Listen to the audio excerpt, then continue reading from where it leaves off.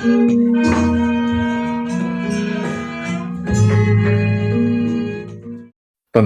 tema kita tak lelah berjuang dalam Dhamma itu bukan hanya milik satu dua orang, tapi adalah milik kita karena masing-masing kita punya perjuangan dalam Dhamma masing-masing.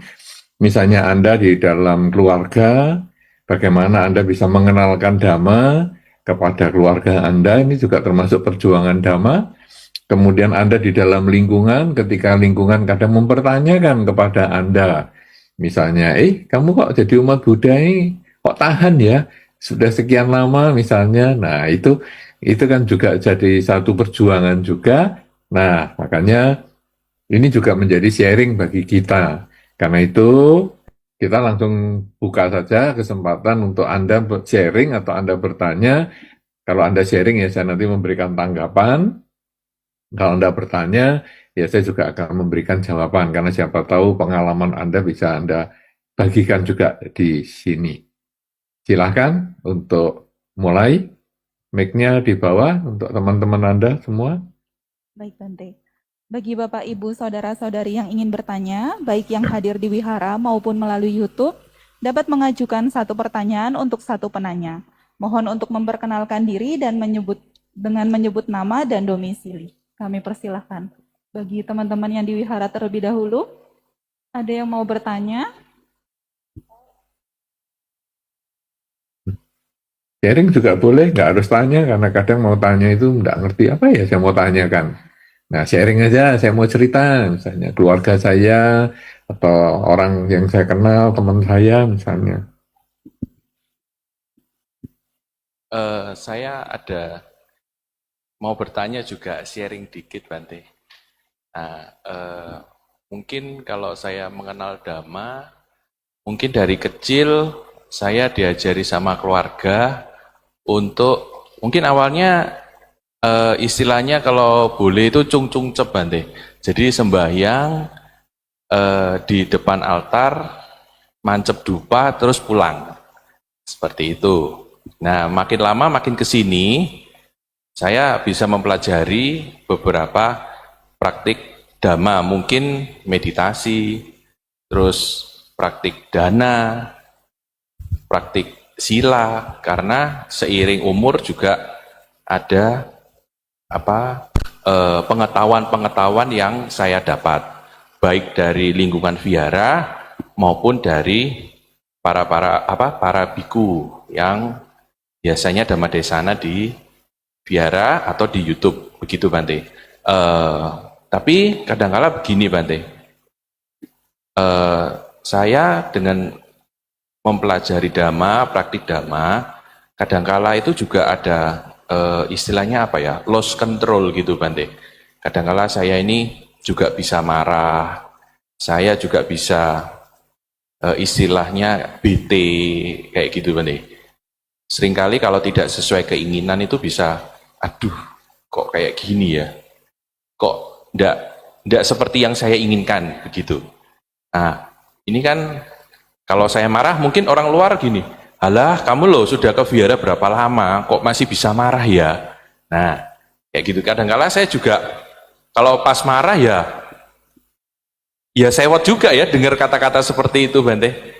Tapi kalau saat sudah reda, itu ya juga ya, saya ini udah lama ke vihara, tapi kok masih bisa marah. Nah, itu mungkin yang saya tanyakan, yang dimaksud tak lelah berjuang dalam Dhamma ini, apakah sepanjang hidup kita ini harus belajar terus, atau wah saya sudah lama nih belajar Dhamma, cukup kayaknya. Nah, mohon pencerahannya, Bante. Terima kasih. Baik. Wah, ini pengalaman yang menarik ya, dan ini saya kira bukan hanya Saudara Cahyadi saja, tapi juga itu menjadi pengalaman kita bersama. Jadi orang sudah sering ke wihara masih marah aja. Orang sudah jalankan nata sila masih marah aja. Malah biku sama nera juga ada yang digituin juga. Oh, sudah jadi biku, sudah jadi sama nera masih marah-marah aja. Nah, jadi orang ini kadang punya konsep bahwa kalau kita sudah mengenal Dhamma, itu langsung berubah.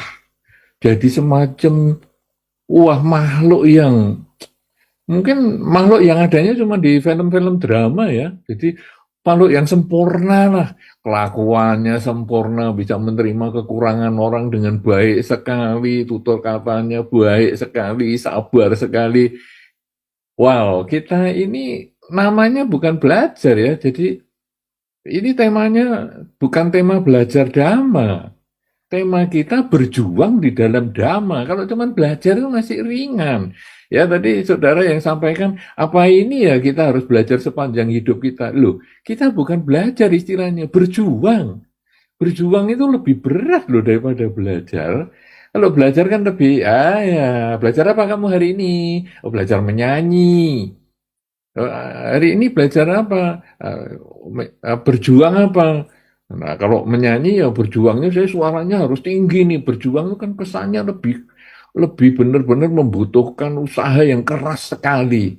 Dan ini saya lebih cocok dengan tak lelah berjuang dalam dhamma.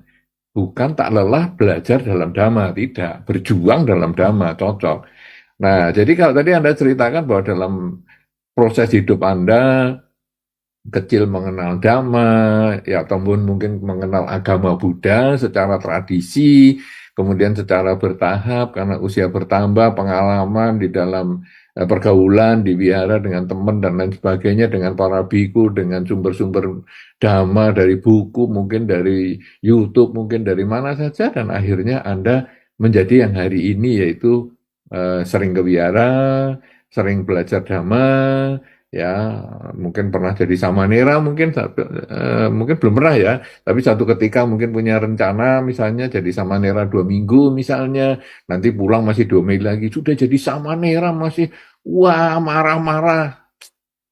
Kita sudah jadi samanera bukan berarti terus jadi orang yang sempurna ya. Jadi Anda jangan juga jadi kebeban seperti itu. Wah, jadi emosi nih kalau saya dikatakan. Enggak usah, biasa aja. Malah kadang Anda berpikir begini, saya sudah jadi samanera pun, saya sudah sering ke wihara pun masih emosional loh. Artinya apa? Saya masih kurang belajarnya. Nah, kamu semua yang jarang ke wihara, kamu ya harus banyak belajar. Itu kita justru memotivasi juga mereka supaya sering ke wihara. Nah, kemudian saya kok jadi lose of control ya. Jadi kok saya jadi tidak terkendali. Loh, kenapa demikian? Karena memang kita belum mencapai kesucian. Jadi orang pergi ke wihara itu bukan berarti orang yang sudah sempurna. Kita masih belum mencapai kesucian. Artinya saya masih punya ketamaan. Saya masih punya kebencian, saya masih punya kegelapan batin. Apa itu ketamaan? Tamak mendengar suara yang enak-enak dong, ya dipuji ya saya seneng. Ya, saya juga tamak melihat yang enak-enak, yang bagus-bagus, ya.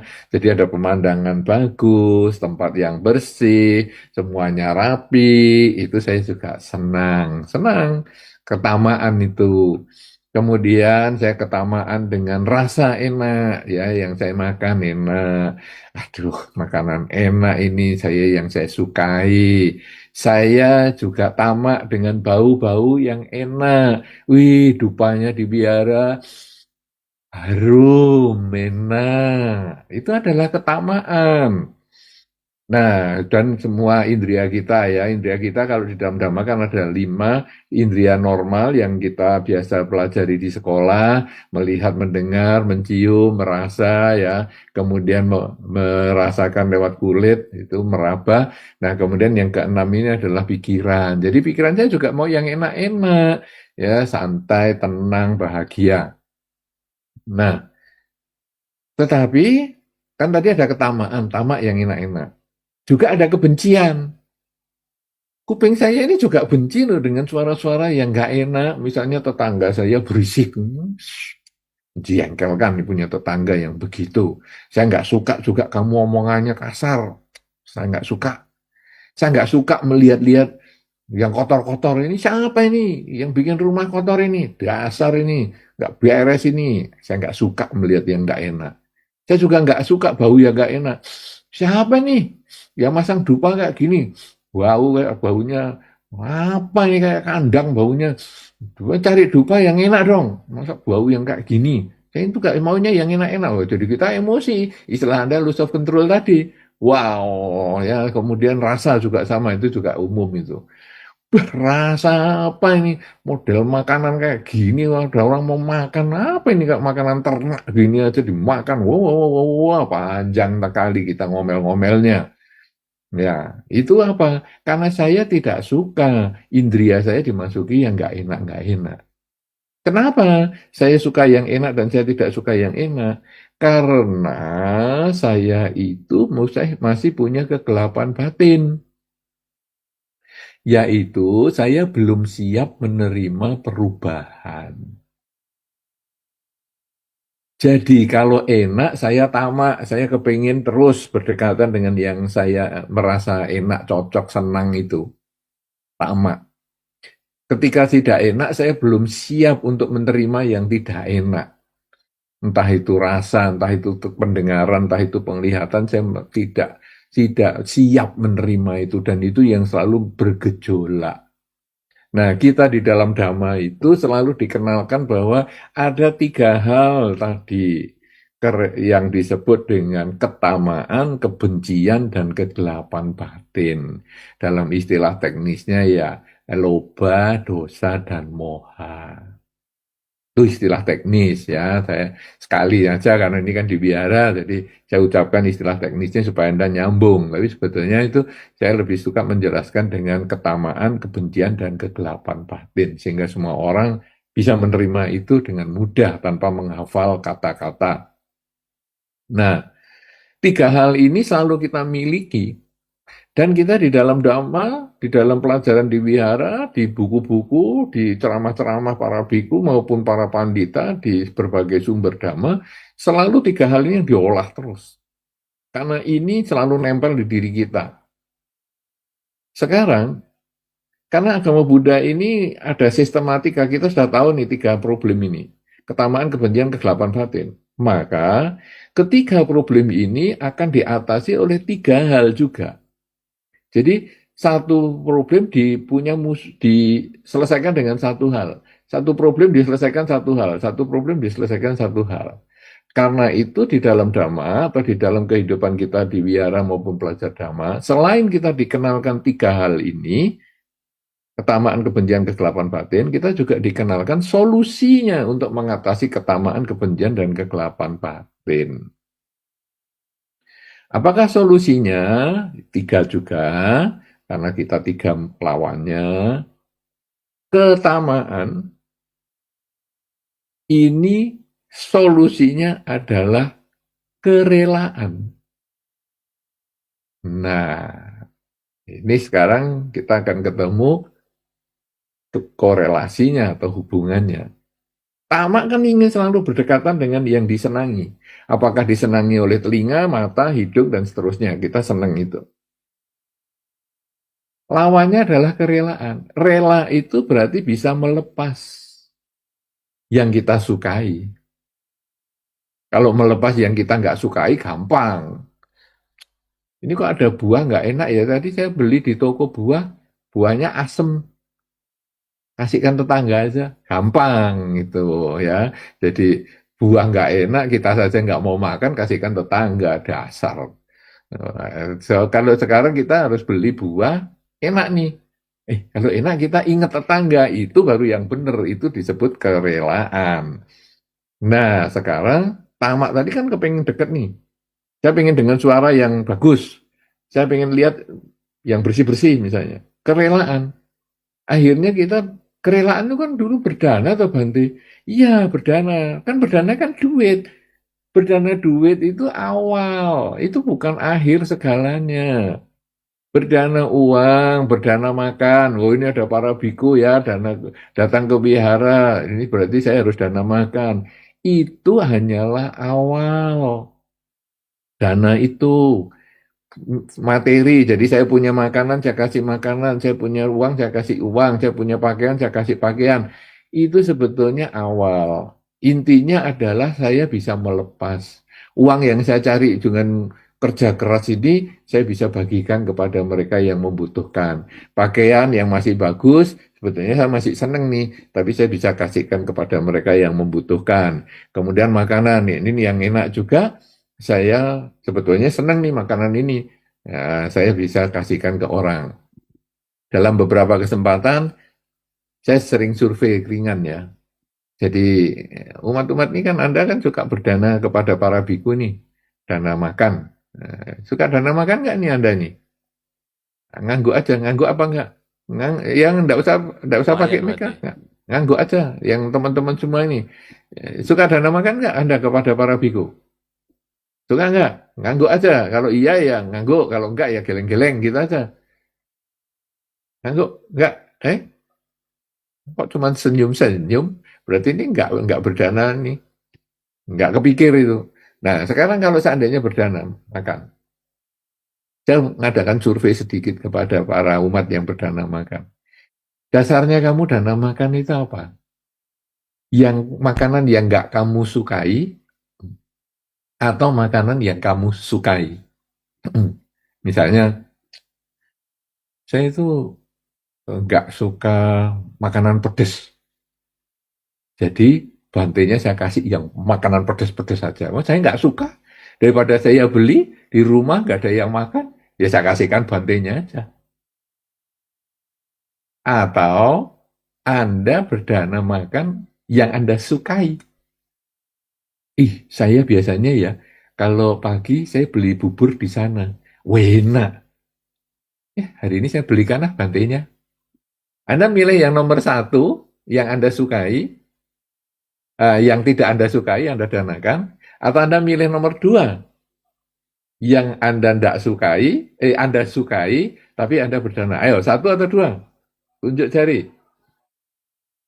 Dua. Nah, itu berarti survei saya cocok. Selalu Anda milih yang saya sukai. Jadi, bubur sana enak. Pagi-pagi sarapan untuk Bante, belikan bubur. Saya juga pengen sarapan bubur. Jadi, sekarang saya beli dua. Saya danakan Bantenya, yang satu saya bawa pulang untuk makan. Itu cocok. Artinya apa sekarang dari ini cerita ini?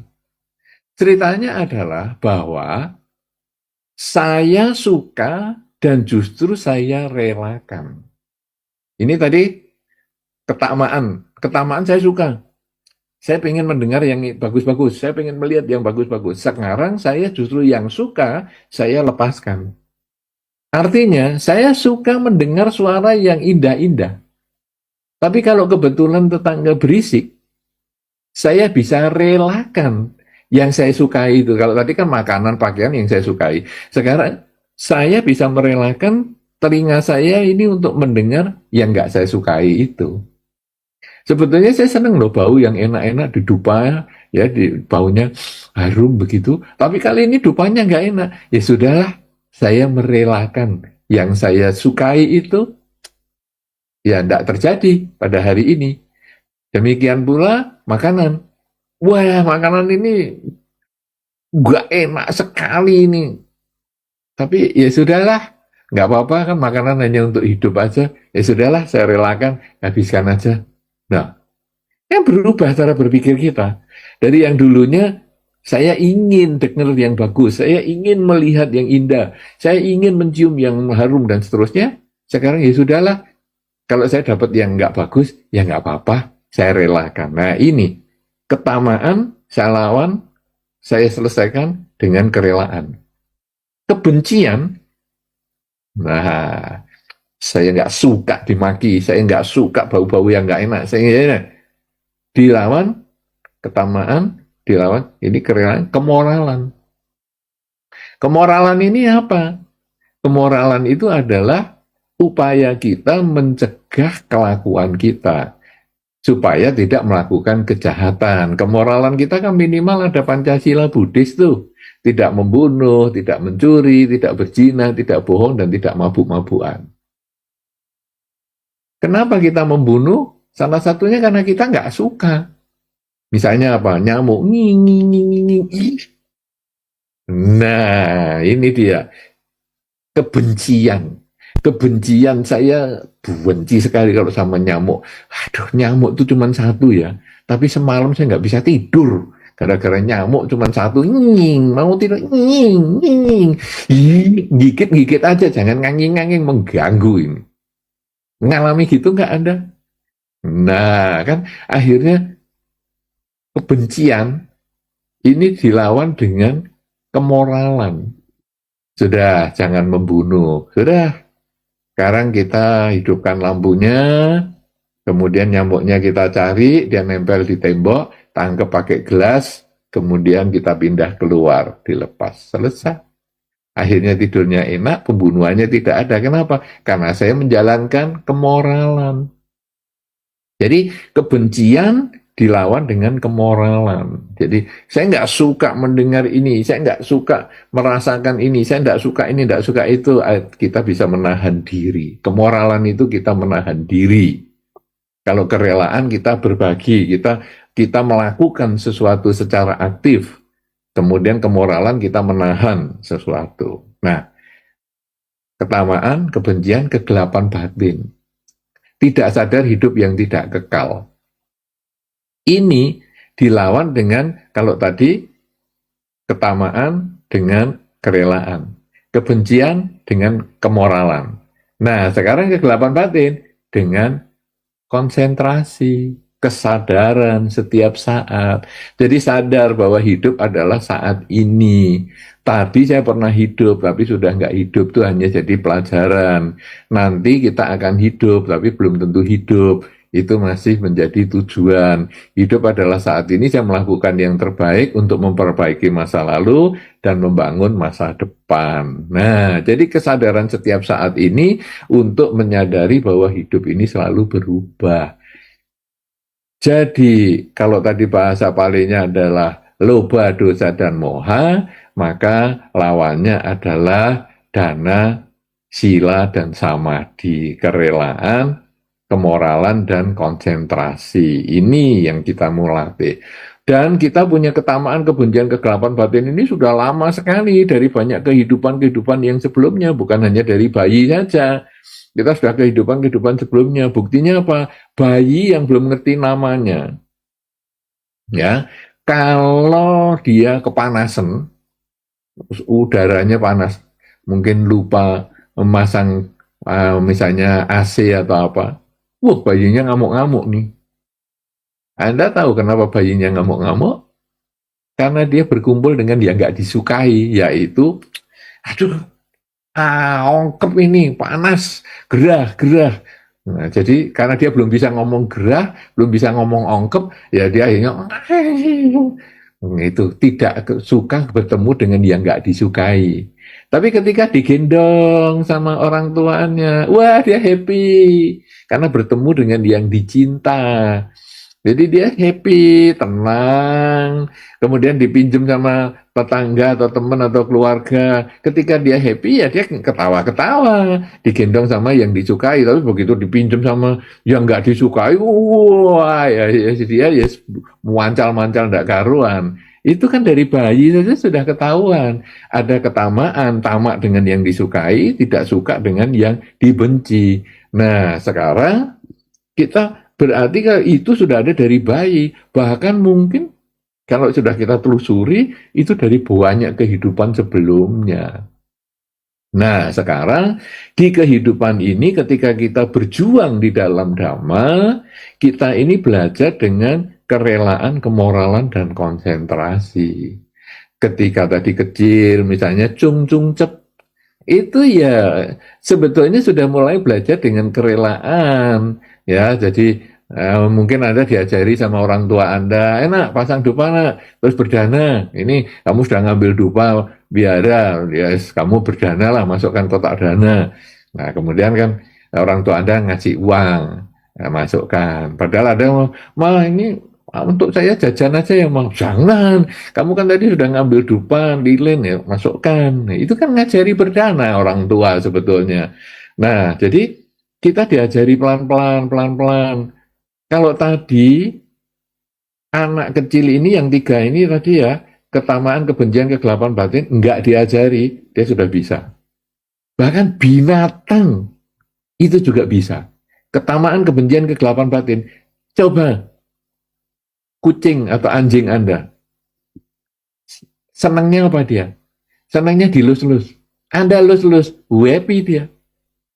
Itu binatang aja ketamaan, kebencian, kegelapan batinnya ada. Kebencian, anjing atau kucing, Anda bawakan cambuk, lari dia. Karena bertemu dengan yang tidak disukai.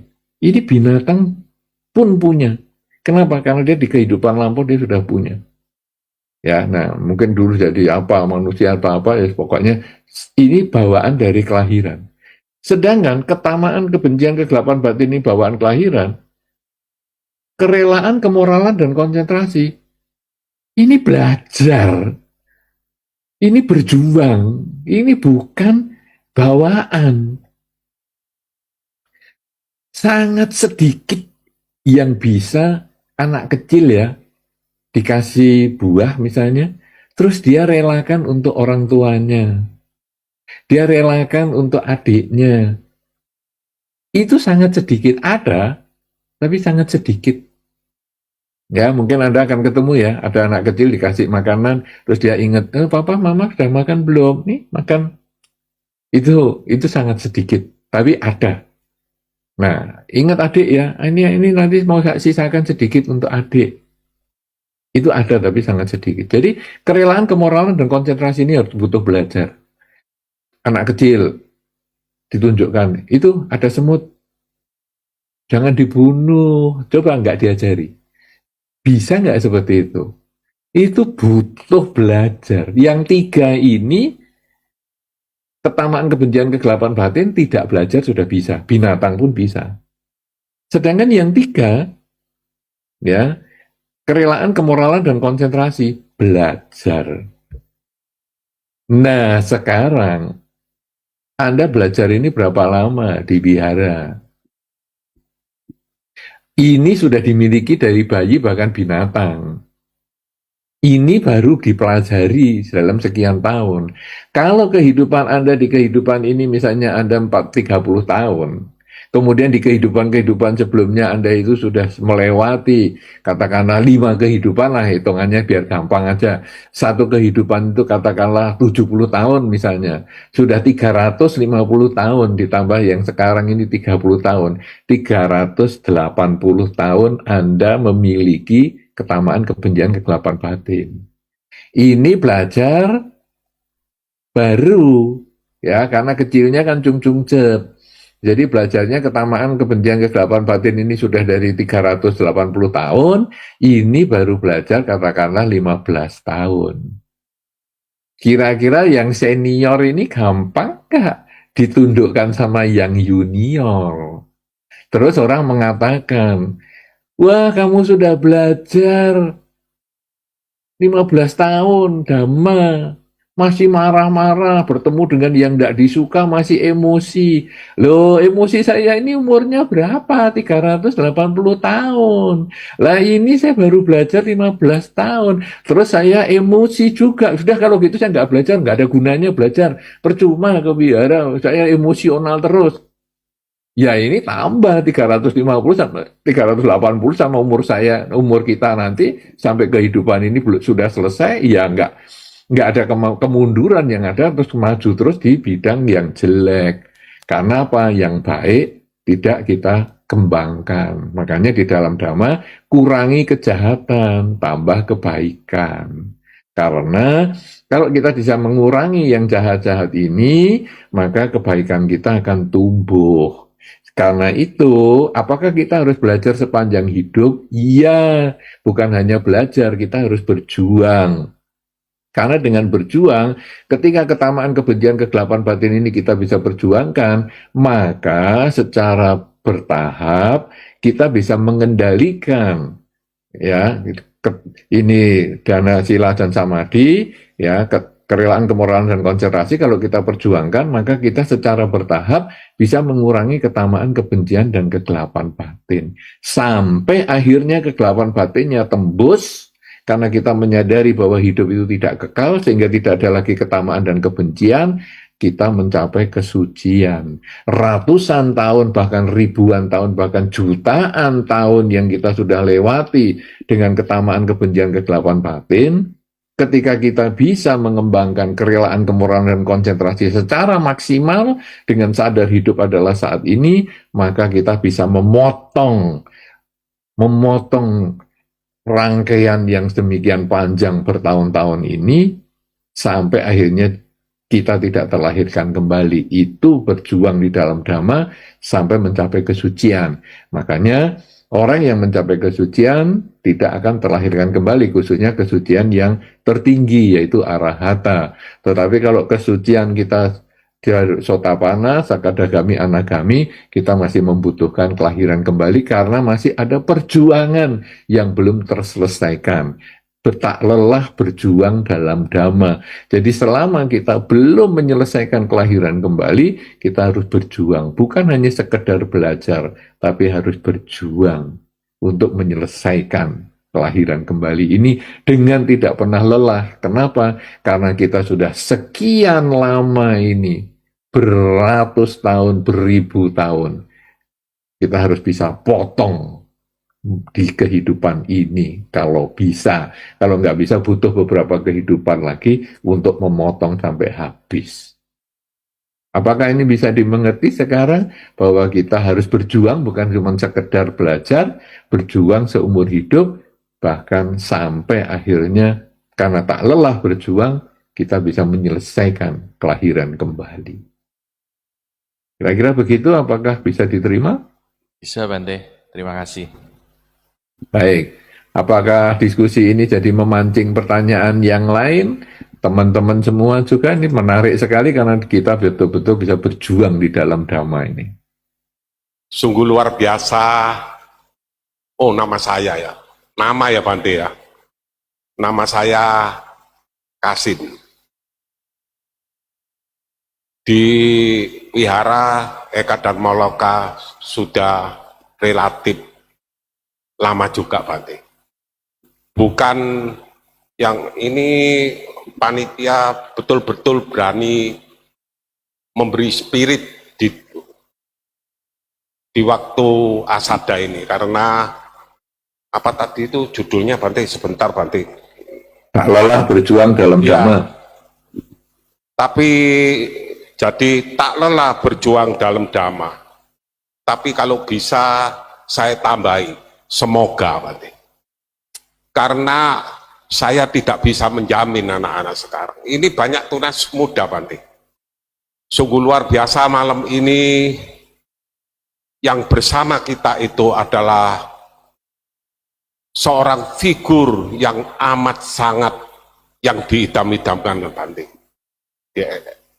Dan sangat luar biasa dan luar biasa fleksibel untuk bisa mengkupas atau memberi dhamma yang sesuai Bante.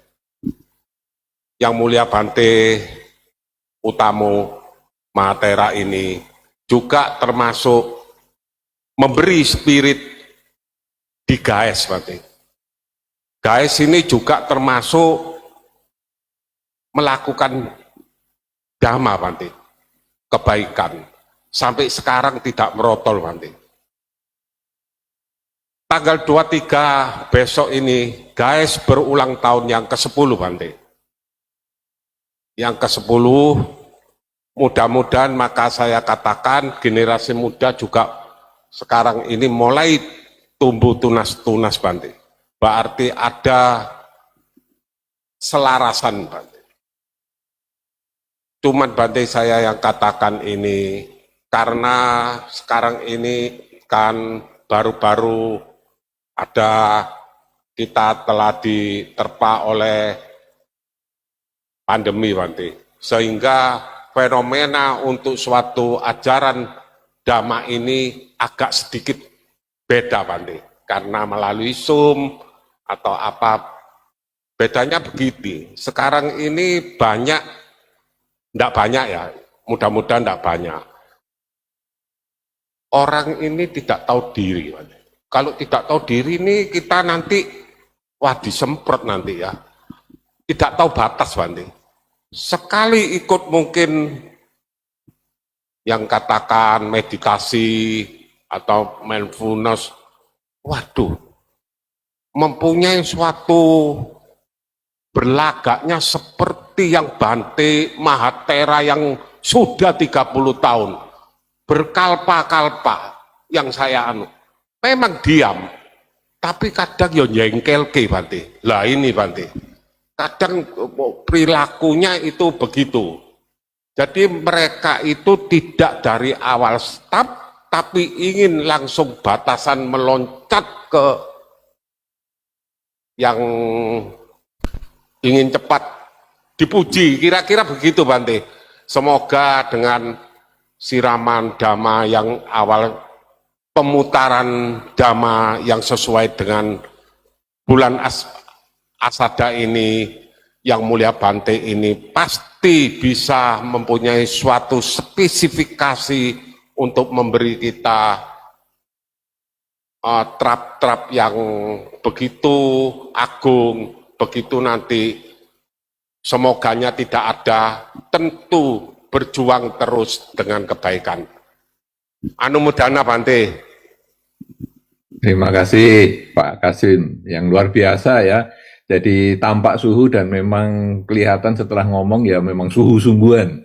Ya, jadi luar biasa. Kalau tadi saya pikir, kadang-kadang kelihatan cupu ternyata suhu. Ternyata ini kelihatan suhu tapi ternyata sungguh-sungguh suhu.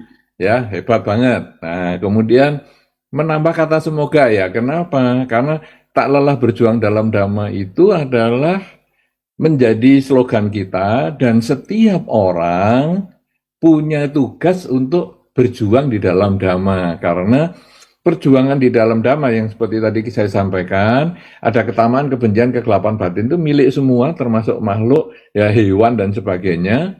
Kemudian kalau kita kerelaan, kemoralan dan konsentrasi itu kan karena kita harus berjuang di sini. Perjuangan kita itu belajar membuktikan atau belajar melaksanakan kerelaan, kemoralan dan konsentrasi. Kata semoga itu berarti sebetulnya bahwa tidak semua orang punya kemauan yang keras untuk mengembangkan kerelaan, kemoralan, dan konsentrasi. Bagi mereka yang kemauannya keras, konsisten, selalu bersemangat dengan kerelaan, kemoralan, dan konsentrasi, maka harapan untuk menyelesaikan ketamaan, kebencian, dan kegelapan batin ini akan lebih besar, bisa terwujud. Tapi bagi orang yang males, yang tidak mau melakukan kerelaan, kemoralan, dan konsentrasi, maka ini tentu sulit untuk mengatasi ketamaan, kebencian, kegelapan batin. Sehingga tadi dikatakan bahwa perlu menambah semoga, supaya ya semua orang kalau bisa bersemangat untuk melaksanakan kerelaan, kemoralan, dan konsentrasi. Dan saya juga ucapkan selamat kepada guys yang sudah berusia 10 tahun, tahun-tahun 10 tahun ya. Jadi luar biasa, guys ini adalah grup Eka Anjangsana, Eka Dhammaloka Surabaya ya. Jadi ini luar biasa banget karena dalam 10 tahun ini tentu sudah banyak hal yang bisa dikerjakan, terutama dalam membantu mereka-mereka yang menderita, sakit, meninggal, dan lain sebagainya untuk dibacakan parita. Bagus banget, dan ini juga memberikan kesempatan teman-teman semua, baik dalam usia yang masih muda, ataupun yang sudah menengah, ya, ataupun yang sudah senior, untuk sama-sama bisa melakukan kebajikan. Karena ketika kita membaca parita, sebetulnya kita punya pikiran yang bagus, ucapan yang bagus, dan perbuatan yang bagus, dan itu merupakan karma baik juga yang tentu perlu menjadi satu dasar untuk perjuangan. Karena ketika kita rela untuk berbagi dengan sering membaca parita kepada teman yang sakit, yang peringatan yang meninggal ataupun yang lain-lain, misalnya pindah rumah, masuk rumah dan lain sebagainya, itu sebetulnya adalah termasuk kerelaan. Ya, nah kerelaan ini tentu basisnya juga nanti kemoralan, karena pada saat kita membacakan parita, kita juga kemudian mempunyai sikap-sikap badan tertentu, nggak boleh sembarangan, kemudian juga kita mengembangkan konsentrasi, kesadaran, saat ini saya sedang membaca, nah kita fokus pada kalimat-kalimat atau parita yang kita baca. Jadi dengan membaca parita pun, seperti yang dilakukan oleh guys selama 10 tahun, sebetulnya kita punya kesempatan untuk mengembangkan kerelaan, kemoralan, dan konsentrasi sebagai salah satu upaya untuk menyelesaikan ketamaan, kebencian, dan kegelapan batin. Nah, kemudian kalau kita sudah menggunakan kesempatan untuk mengembangkan kerelaan, dan konsentrasi, misalnya meditasi seperti yang tadi disampaikan, nah kadang kita lupa bahwa ternyata ketamaan, kebencian, kegelapan batin ini bisa menguasai juga. Salah satunya apa? Tamak terhadap pujian. Sehingga kalau sudah merasa, saya sudah meditasi loh ini, lalu dia merasa pengen dipuji. Nah, kita tentu ingat kalau di media sosial ada istilah flexing. Flexing itu adalah pamer. Jadi misalnya, gara-gara aku suka apa? Misalnya suka mengisi acara secara online ya di salah satu media tertentu, wah sekarang duit saya banyak. Ini sekarang saya bisa beli cincin, ya itu mobil, rumah, ini sebetulnya hasil saya kerja dari media sosial ini, gitu. Itu namanya flexing. Nah, kenapa dia flexing? Karena dia belum punya penghargaan. Karena dia belum punya penghargaan, dia membutuhkan dihargai oleh orang lain. Jadi, ini loh, karena saya kerja, saya punya duit sendiri nih, saya bisa mobil sendiri. Kemudian, saya kenal sama pejabat itu loh. Maka kemudian fotonya salaman sama pejabat ditempel di tembok. Sehingga orang-orang akan tahu, ini hebat, kenalannya pejabat-pejabat. Wah, seragamnya semua hebat-hebat. Kenapa? Karena dia butuh pengakuan. Tapi kalau yang sudah pengakuannya tinggi, malu begitu itu malahan. Ada kadang-kadang dia, kamu duitnya banyak ya? Enggak, sebenarnya makan di warung aja. Anda tentu tahu kan ada beberapa orang yang memang sukses di Indonesia malah makannya itu di warung kecil, biasa aja, kaosan, santai. Wah, tapi kalau yang pakaiannya mewah, cincinnya, sampai kalau ngomong harus gini-gini, nah itu sebetulnya kadang-kadang malah dia enggak sehebat yang disampaikan. Kenapa? Karena dia butuh pengakuan.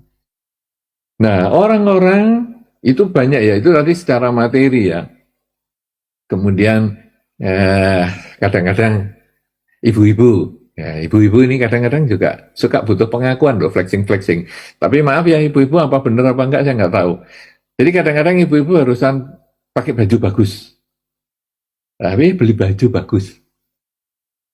Karena suaminya jarang menghargai, kalau istrinya itu berpakaian bagus, kadang ibu-ibu ini kemudian sengaja liwat-liwat di depan suaminya. Tahu nggak kamu? Ada sesuatu yang baru di diri saya. Suaminya sambil buka HP, apa kamu? Ya baru apa artinya ya kamu baru aneh-aneh. Nah, gitu-gitu. Terus buka HP. Lama-lama istrinya emosi juga. Kemudian dia duduk di sebelahnya, ini loh bajuku baru, bagus nggak? Wow, api. Kenapa dia flexing seperti itu? Karena suaminya nggak pernah memuji dia. Tapi kalau suaminya sudah sering memuji, bajumu kok bagus hari ini? Beli di mana nih kamu? Oh, beli di sana. Ya dia nggak usah flexing lagi. Kenapa? Karena dia sudah mendapatkan satu pujian atau satu penghargaan. Demikian pula bapak-bapak juga sama. Bapak-bapak yang takut istri, dia kadang-kadang lalu bikin spanduk suami-suami tidak takut istri. Kenapa? Karena dia butuh flexingnya itu, butuh dihargai. Nah, itu tadi kalau tadi yang harta, yang cincin besar, mobil, itu orang butuh pengakuan, padahal kalau orang kaya sungguhan malah nggak kepingin seperti itu. Anda tentu tahu orang-orang di sekitar Anda yang memang kaya sungguhan malah nggak kepingin ada orang nyebut dia. Bahkan kalau berdana pun tulis NN lah, jangan nama saya, malu saya. Terus kemudian kalau dipanggil ke depan, titip orang aja lah, saya nggak datang. Itu kalau Anda tahu bahwa itu berarti orang nggak butuh penghargaan seperti itu. Kemudian kalau sekarang yang skala kecil adalah rumah tangga, ayah seorang suami atau seorang istri juga kadang flexing karena dia kurang dihargai oleh pasangan hidupnya. Ya, itu kemudian nanti kalau ngobrol tentang anak juga gitu. Wah, anak kita ini kan suksesnya siapa nih? Oh, ini jasanya bapaknya dong. Nah, itu juga flexing. Kenapa? Karena keluarganya mungkin tidak mendukung. Alah, bapak model kamu aja anaknya hebat itu gara-gara ibunya. Nah, jadi itu kemudian dia flexing. Nah, ternyata di dunia spiritual juga bisa flexing. Ya ini yang tadi Anda sampaikan. Meditasi hasilnya nggak fokus saja, dia sudah merasa seolah-olah wah orang yang senior. Itu betul, ya itu sering terjadi. Nah mungkin di wihara karena ini ya Pak Kasin ini adalah termasuk orang yang rajin ke wihara. Anda akan tentu tahu beberapa orang di wihara suka flexing meditasi dengan dia mengambil posisi duduk selalu di situ, kadang di pinggir tembok, kadang di depan, di pojok. Itu datang datang untuk ikut kebaktian, tapi selalu duduknya cuma meditasi. Jadi orang namaskara dia tetap meditasi. Kayak kadang-kadang dia ikutlah namaskara awal ya. Arahang sama San Buddha dia ikut namaskara sudah selesai. Terus dia duduk tangannya di pangkuan. Kemudian dia duduk tegak. Dia matanya ditutup. Temannya semua baca parita. Dia diem. Meditasi. Kalau temannya meditasi ya dia tetap meditasi. Kemudian ada ceramah dhamma. Dia ya tetap posisinya meditasi. Nyanyi lagu Buddhis. Ya temannya semua nyanyi, dia tetap posisi meditasi. Dana paramita, ya dia tetap meditasi. Sehingga kantong dana mau dilewatkan, dia sungkan. Waduh, orangnya diem terus gitu. Ya dia meditasi. Nanti selesai, ya dia ikut namaskara. Sudah. Pernah ketemu begitu nggak? Ngangguk kalau pernah ketemu ya? Wah itu. Itu kan flexing. Kenapa? Karena dia biar kelihatan bahwa ini loh aku pelaku meditasi. Kita kalau ngerti wihara itu digunakan cuma hari Minggu dan kita nggak mau flexing, itu kita bisa meditasi mulai hari Senin sampai Sabtu. Duduk dari pagi bangun tidur sampai malam, tengah malam kalau perlu nggak tidur. Itu wihara kosong, nggak kepake. Dah duduk meditasi terus di situ. Itu kalau nggak mau flexing. Tapi karena dia mau flexing, ya jam kebaktian, lah ngapain kamu duduk di situ? Nah kalau memang mau kebaktian ya kebaktian dong. Orang baca parita ya baca parita, dengar dhamma ya dengar. Ini ngapain kamu? Nah supaya dipuji, hebat ya kamu. Tadi mulai saya perhatikan ya, mulai tadi Pak namaskara sampai namaskara, kamu duduknya tegak, punggungmu apa dicor? Kok kayaknya tegak maksimal gitu. Wow, hebat. Wah, bangga dia. Aku memang seminggu sekali ikut meditasi. Aku. Nah, kalau orang sudah bisa meditasi, kan tidak perlu begitu. Apalagi sudah ngerti meditasi itu adalah latihan memusatkan pikiran. Sehingga waktu kita baca parita, kita memusatkan pikiran pada parita, itu sudah kita berkonsentrasi seperti bermeditasi. Kemudian ketika kita mendengarkan ceramah, kita juga fokus pada pendengaran, apa yang diceramahkan, itu juga sudah prinsip-prinsip meditasi. Jadi tidak perlu kelihatan fisiknya mau tenang kayak punggung dicor, enggak perlu seperti itu. Nah, jadi itu bisa seperti yang tadi Anda sampaikan, baru sekali 2 kali latihan aja sudah berlagak seperti hebat banget. Ya tidak apa-apa, itu juga levelnya baru sampai segitu. Sama dengan kita dulu punya baju baru, teman-teman belum punya, ya kita happy. Kalau teman-teman HP-nya masih jadul, kita punya yang baru, kita juga kepengennya mainan HP, biar kelihatan, HP-mu baru ya? Iya dong, ini yang terbaru. Sambil tatitut, loh, speakernya enak nih musiknya. Coba dengerin nih. Loh. Ya, itu juga biasa. Kita ya pernah melewati masa-masa itu. Mungkin masa waktu kita kecil kan juga ada. Bahkan kalau flexingnya kita nggak punya apa-apa, kita kadang flexingnya ke orang lain. Kalau bapakku itu orang kaya. Nah, bapakmu orang kaya kok sombong. Bapak saya sih nggak kaya, jadi saya akan ngomong yang lain. Aku itu tetangganya orang yang kaya sekali. Loh, flexingnya kok jadi tetangga? Ya sudahlah. Oh, kamu kan flexingnya bapakmu. Aku nggak punya, bapakku miskin. Jadi aku ngomong tetanggaku aja. Tetanggaku lebih kaya daripada bapakmu. Bapakmu punya mobil berapa? 2. Tetanggaku mobilnya 5 itu disewa-sewain. Ya iyalah, orang dia rental. Terus pokoknya kita ngomong aja macem-macem. Pokoknya aku nggak mau kalah. Itu flexing. Ya, saya enggak punya, bapak itu miskin, tapi aku kan punya orang lain. Sampai nanti akhirnya, oh lah kamu, itu kan kita paling sering seperti itu. Nah itu ada yang kita mulai dari kecil, ada yang sampai dewasa loh, sampai tua loh, kadang masih flexing seperti itu. Dengerin aja orang ngomong, nanti kan ada yang enggak mau kalah. Jadi, kamu dulu meditasi di mana? Di sana. Kalau aku nggak mau meditasi kayak gitu, level apa itu? Aku sih meditasinya di sini. Wah, itu levelnya. Loh, meditasi gitu. Terus gimana? Wah, aku sudah bisa tenang gini. Tenang kayak gitu aja dipamerkan. Temenku itu loh. Kamu sendiri gimana? Belum. Temenku loh. Flexing kok temenku. Ya sudahlah, pokoknya kamu level kecil lah. Kita nggak mau kalah sampai di situ. Kenapa? Ketamaan. Kuncinya di ketamaan, kebencian, dan kegelapan batin itu masih kuat. Makanya sampai pamer aja orang lain. Saking kita nggak punya siapa-siapa. Karena diri kita belum pantas dipamerkan, ini kita pamernya orang lain.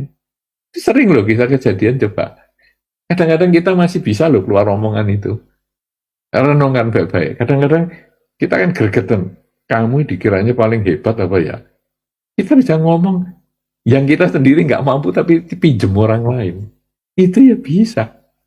Aduh, aneh-aneh. HP-mu merek apa? HP merek gitu sombong. Itu coba ipar saya itu. HP-nya hebat. Kok ipar yang dipamerkan? Kok bukan saya ya? Ya itulah. Pokoknya nggak mau kalah. Ketamaan, kebencian. Tamak dengan nama baik. Benci dengan orang lain dapat nama baik. Ya enggak apa-apa, itu bukan semoga ya, memang tiap orang cara belajarnya beda-beda, level pencapaiannya juga beda-beda. Enggak apa-apa, kita bantu terus untuk sampai akhirnya di level yang lebih baik. Begitu ya, suhu Kasin. Ya, Anda tampak suhu tapi ternyata memang sungguh-sungguh suhu loh. Ini Bante, nanti saya malah terbang nanti Bante. Katanya dipuji tidak terbang, dihina tidak tenggelam. Wah, suhu. Anumodana Bante. Suhu Ya. luar biasa malam ini bisa bertatap langsung, meskipun tidak langsung, tapi kita bisa ketemu Bante dengan kondisi yang sangat sehat. Semoga Bante bisa nanti untuk ke Edaka Bante. Ya. Semoga selalu sehat bahagia. Ya, gitu Bante. Ya, anumodana Bante, semoga Anumodana juga sehat semua. Bila ada kata-kata yang agak bleset-bleset sedikit, kan Bante bisa meluruskan Bante. Anumodana Bante, selamat malam Bante. Ya, anumodana juga atas doa-doa luhurnya. Mantap. Semoga Anda sekeluarga semuanya juga teman-teman semua ikut selalu sehat dan bahagia. Ya. Malam Bante, nama saya Jaya Cito. Kita punya satu pertanyaan yang sudah lama sekali saya pendem mau tanya sama Bante. Kebetulan kalau misalnya memang tema dasar malam ini adalah kegigihan ya Bante, kegigihan untuk terus berusaha kekonsistenannya. Tema dasarnya sebetulnya adalah ketahanan batin. Karena menurut saya ketahanan batin, termasuk saya ini, masih kayak keropok. Sebetulnya konteksnya adalah dari, mungkin bisa disinggung dari sisi abhidhamma ataupun dari modern psychologist. Gimana sih sebetulnya supaya kita itu tetap teguh di dalam 3 tadi yang Bante bilang, mulai dari dana, sila, sama samadhi. Kadang-kadang kalau rasanya enak ya enak, tapi rasa males terus-terusan Terus untuk urusan mungkin rasa sedih itu kan susah ya Bante kalau misalnya ndak ngalamin sendiri itu tadi. Nah, mohon kira-kira bisa ngasih tips apa yang bisa segera, karena kalau misalnya sekarang oke, rasa yang ndak enak itu begitu kita merasakan dengan sadar terus menerus dengan mindfulness, dibuang gitu. Ada rasa sedih, dibuang. Ada rasa sedih, dibuang. Ada rasa ketamakan, dibuang. Apakah memang itu jawabannya? Mohon pencerahannya, Bante. Terima kasih. Baik. Wah, namanya hebat sekali ya, Jaya Cito. Kayak nama biku. Wah, ini nanti bisa saingan sama Bante Santa Cito ini. Iya, baik sekali. Nah, memang Anda boleh saja memandang tema kita tak lelah berjuang dalam dhamma ini sebagai ketahanan batin juga boleh. Ya, semangat yang selalu menggebu-gebu untuk selalu berjuang dalam dhamma juga bisa. Ya, memang tidak mudah. Tadi makanya Pak Kasin mengatakan semoga. Ya, karena memang tidak mudah. Kadang ya seperti yang tadi Saudara Cahyadi sampaikan juga, kadang kita ini terus lemah ya. Ya, saya sudah berjuang segini lama kok masih saya emosional ya. Rasanya nggak cocok nih saya dengan agama Buddha. Nah, kadang-kadang gitu, atau sudahlah saya istirahat dulu lah, saya nggak mau lagi lah. Karena saya sering ke wihara malah emosi kayak gini. Nah, itu kadang menyurutkan langkah kita untuk berlatih. Padahal kita harusnya kebalikan cara berpikir kita. Sudah sering ke wihara, sudah sering berpraktek dalam dhamma pun masih saya lemah. Nah, tapi orang lain tanpa praktek kok sudah baik ya, itu karena jalan hidupnya masing-masing. Kita tidak bisa saling membandingkan. Ya, orang lain ya dia punya mungkin dalam kehidupan sebelumnya sudah praktek dhamma semaksimal mungkin. Jadi dia di dalam kehidupan ini tinggal sedikit latihannya. Saya di kehidupan sebelumnya mungkin kurang banyak, sehingga sekarang saya baru mulai untuk melatih kerelaan, kemoralan, dan konsentrasi. Nah, ini kalau kita memahami itu, semangatnya akan tumbuh. Dan salah satu semangat kita untuk bisa selalu berjuang di dalam dhamma, itu adalah mengingat tujuan hidup kita. Jadi, misalnya perjalanan rumah Anda, misalnya Anda di tempat yang jauh. Katakanlah kalau Wihara Eka Dhamma ini kan Surabaya Timur. Misalnya Anda di Surabaya Barat, rumah Anda misalnya. Jadi perjalanan Anda dari Surabaya Barat menuju ke Surabaya Timur yang demikian jauh dan kemudian jam macet misalnya. Kalau Anda tidak punya tujuan, misalnya mau ikut acara diskusi kita pada kesempatan ini, Anda akan males.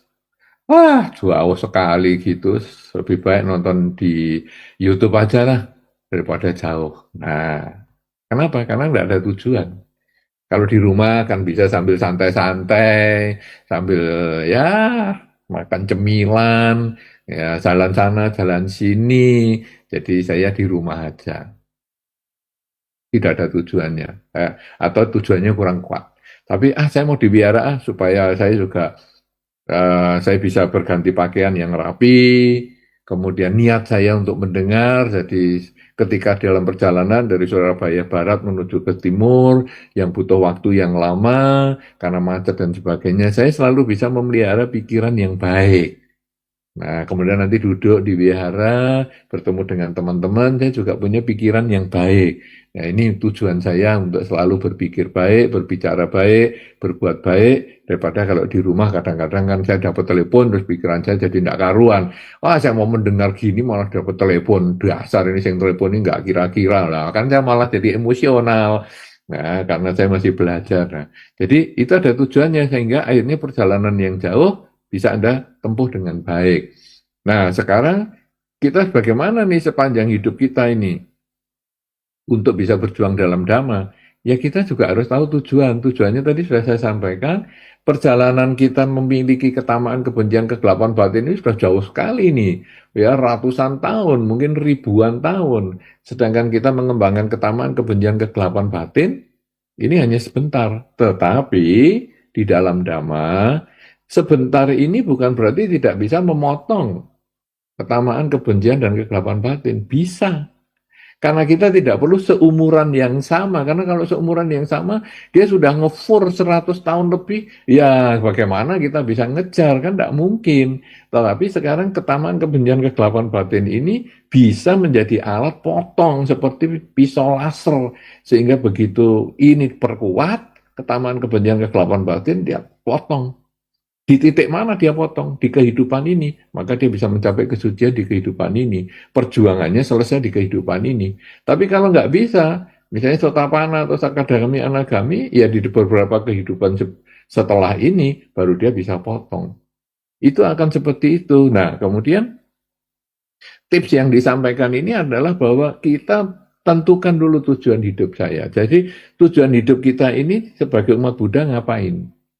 Apakah saya cuma ikut upacara? Ya sudah. Kalau memang tujuannya gitu, ya seperti yang Pak Kasin sampaikan itu, ya semoga aja lah. Pokoknya saya bisa baca parita, saya hafal, ya sudahlah. Mungkin hidup saya dalam kesempatan ini saya hanya bisanya seperti itu, ya nggak apa-apa. Saya minimal bisa hafal parita supaya nanti di kehidupan mendatang, saya juga masih tetap punya kesempatan untuk belajar Dhamma lebih baik. Oke. Karena usia saya, karena keterbatasan saya, ya saya hanya bisa baca parita. Oke, tak apa-apa, cukup bagus. Atau, tujuan saya sebetulnya ke wihara ini ngapain ya? Ya saya cari teman lah. Karena di pekerjaan saya sudah temennya ya banyak, tapi kan lingkungannya beda sama kalau wihara. Jadi saya mau cari teman. Oh ya, enggak apa-apa. Tiap orang tujuannya kan beda-beda. Nah, jadi sekarang supaya kita mau bersemangat untuk berjuang dalam Dhamma, tentukan dulu tujuan. Nah, tujuannya adalah untuk memotong ketamaan, kebencian, kegelapan batin. Nah, lalu muncul apakah rasa tidak enak tadi? Gimana nih? Apakah disadari saja? Apakah gimana ini? Ya tergantung tujuan. Kalau tujuan Anda misalnya, saya pokoknya mau fokus saja sudah. Apa saja yang bukan objek saya abaikan. Itu sama dengan kalau saya bekerja. Jadi kalau saya bekerja, misalnya ini saya mau menyelesaikan tugas ya. Jadi di kantor ini ada pekerjaan seperti ini, maka jangan ganggu saya sampai jam pulang. Apapun juga yang kamu butuhkan, tulis saja. Nanti waktu jam pulang, jam 4 atau jam 5, baru kamu serahkan. Penting atau tidak, sudah, saya mau fokus ke situ. Nah, itu tujuan Anda. Nah, jadi Anda kerja nih, selesaikan. Selesaikan sampai jam 4, sudah beres. Apa tadi pesanannya? Ada telepon dari mana saja? Oke. Nah, tetapi Anda sekarang bisa punya tujuan yang berbeda. Misalnya, ini saya mau kerjakan, tapi tugas ini sebetulnya bisa diselesaikan dalam 3 hari ke depan. Jadi deadline-nya itu 3 hari ke depan. Kalau gitu gimana? Ini saya fokus. Nah, beberapa pekerjaan yang kamu bisa selesaikan, kamu selesaikan. Tapi kalau nggak bisa, ya kamu ngetok kantor saya. Nggak apa-apa, saya masih ada kerjaan tapi bisa ditunda. No, ini kan ceritanya beda lagi sama tadi. Tadi itu apa saja yang bukan urusan pekerjaan saya abaikan. Yang kedua, kalau memang urusan ini penting, ya sini saya urus.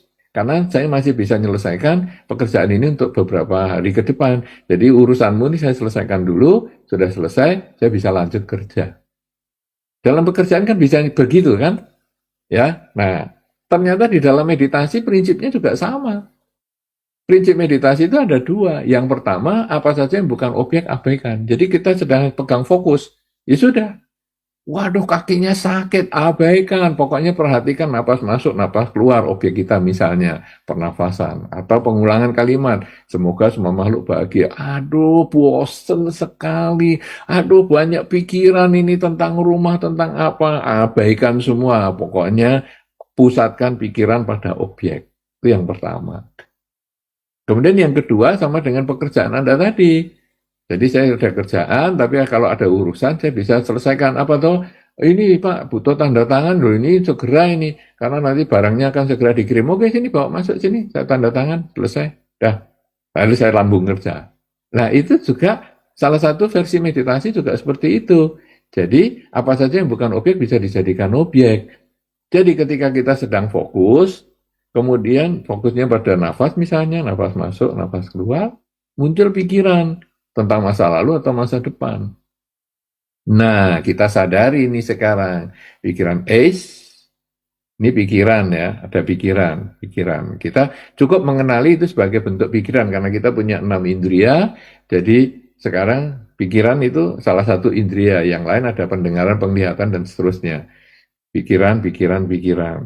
Disadari, lenyap nggak nih? Kalau lenyap ya sudah, kita kembali ke objek. Tapi kalau nggak lenyap, beberapa saat sadari, yang penting kita tidak melekat pada objek itu.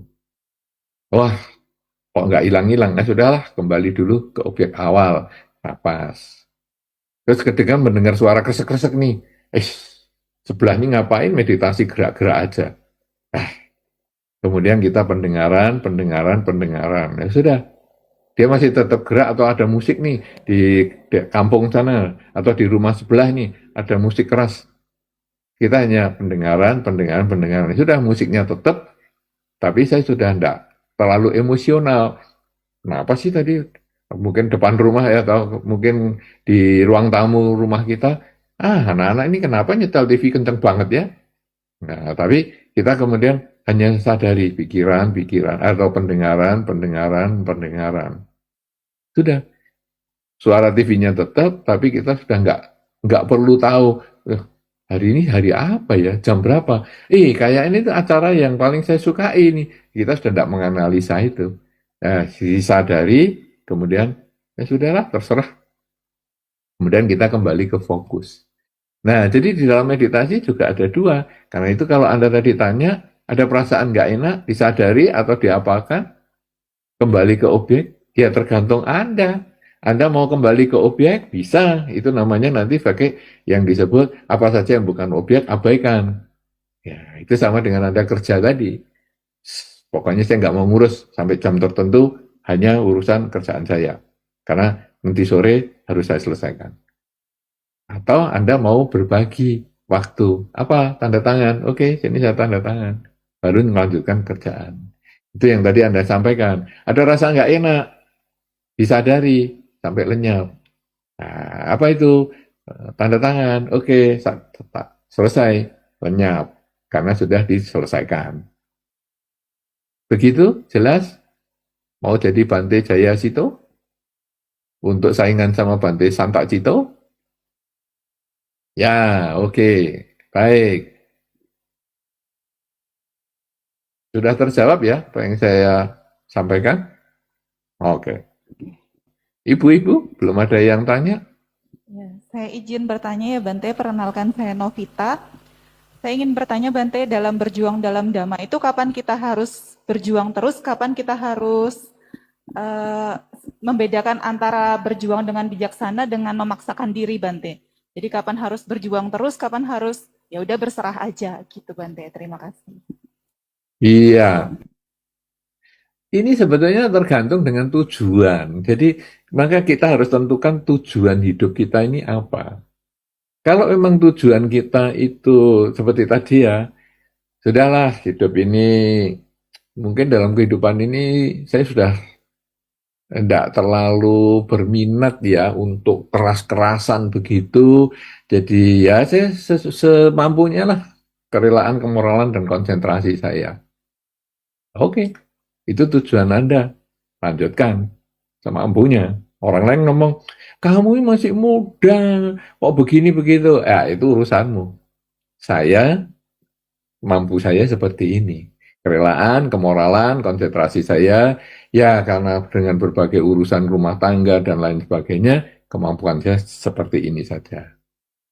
Kalau kamu bisa lebih, anumodana, saya ikut berbahagia. Nah, tapi ada satu masa kita, ini, saya merasa hidup ini pendek ya. Umur saya sudah separuh, usia rata-rata manusia ini katakanlah hanya 100 tahun lah. Mungkin bahkan jarang sekali kalau kita membaca berita yang umurnya sampai 100 tahun. Usia saya sudah sekian, wah tinggal pendek sekali. Saya harus berjuang nih habis-habisan ini.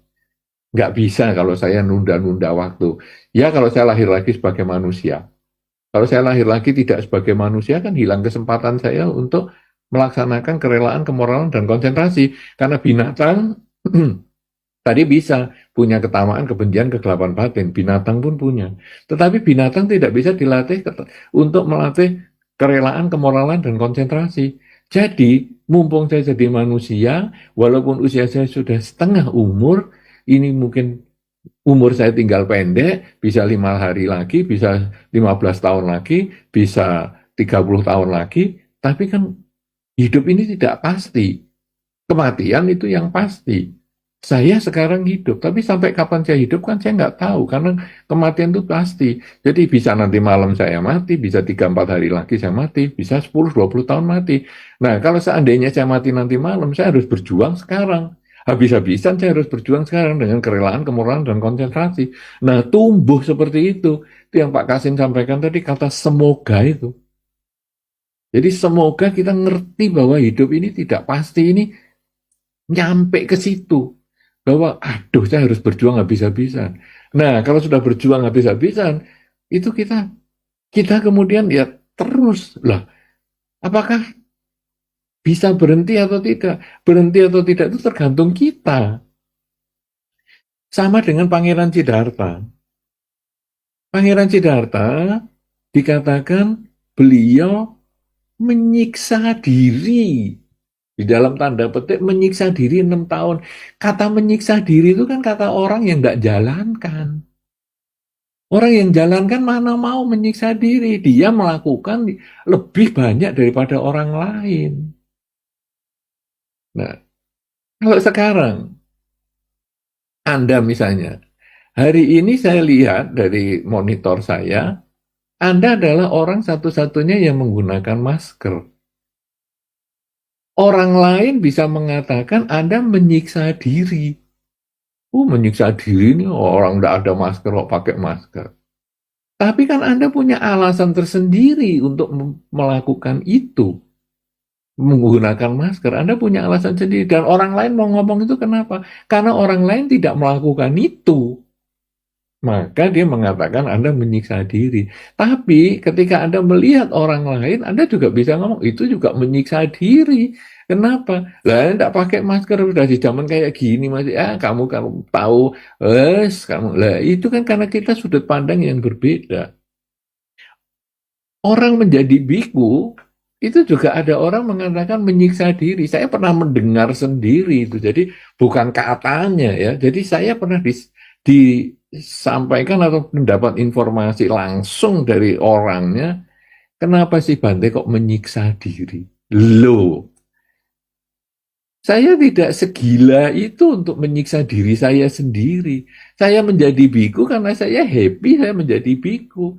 Lah kalau menyiksa diri kan saya sedih, menderita, terpaksa. Tidak. Sama dengan Anda menggunakan masker kan tidak merasa menderita, tidak merasa terpaksa.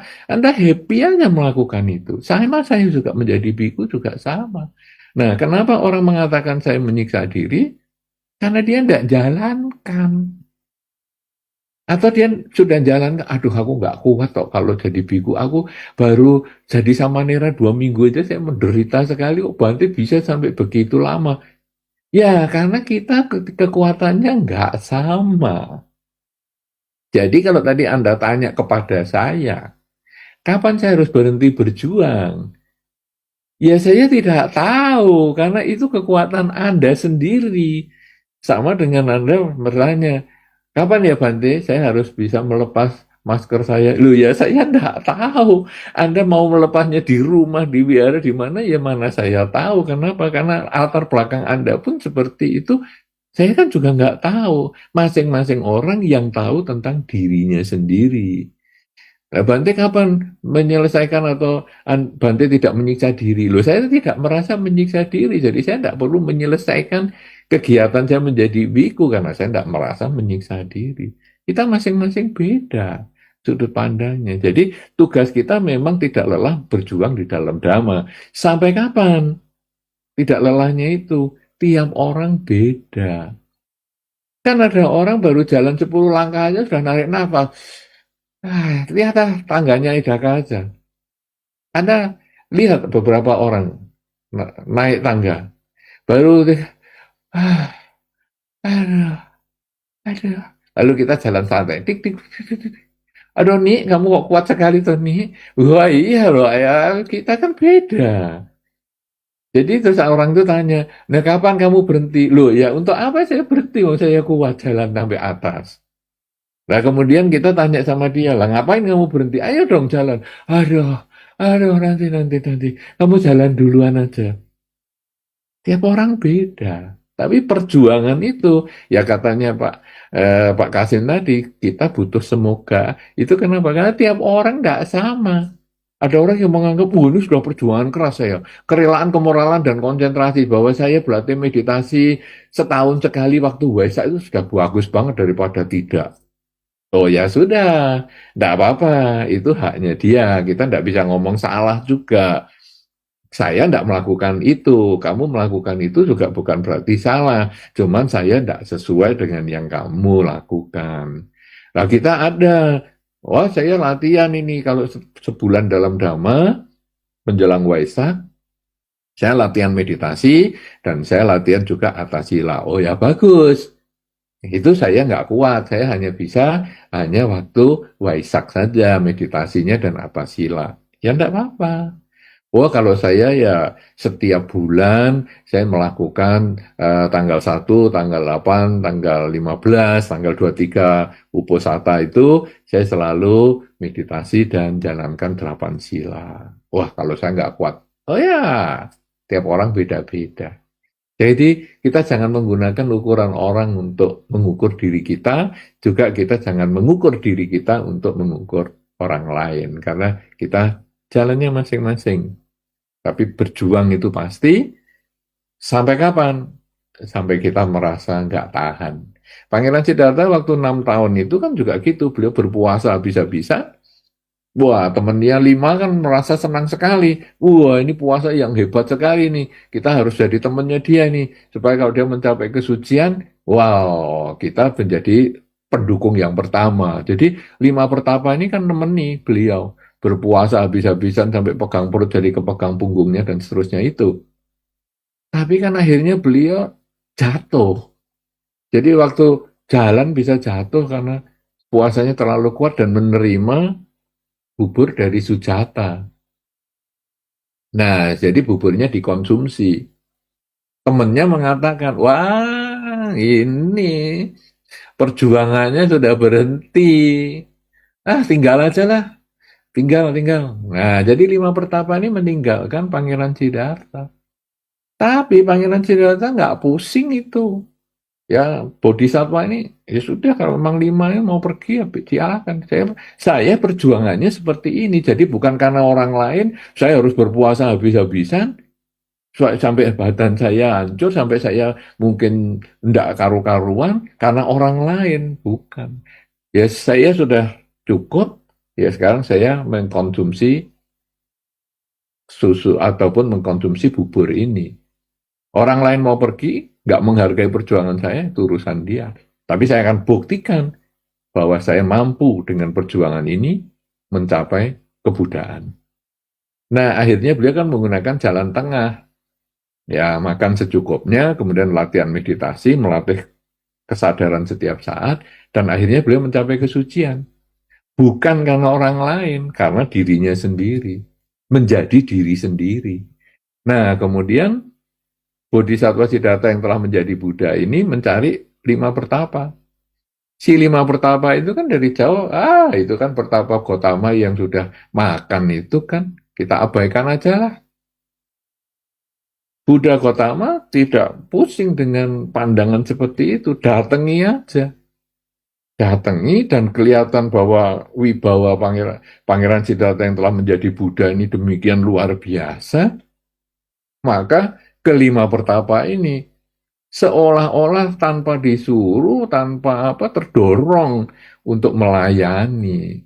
Dan akhirnya beliau membabarkan Dhamma dan kelima pertapa ini menyadari bahwa wah ini pertapa yang kita ikuti ini sudah beda sama dulu, kualitas batinnya sudah mencapai kebudaan.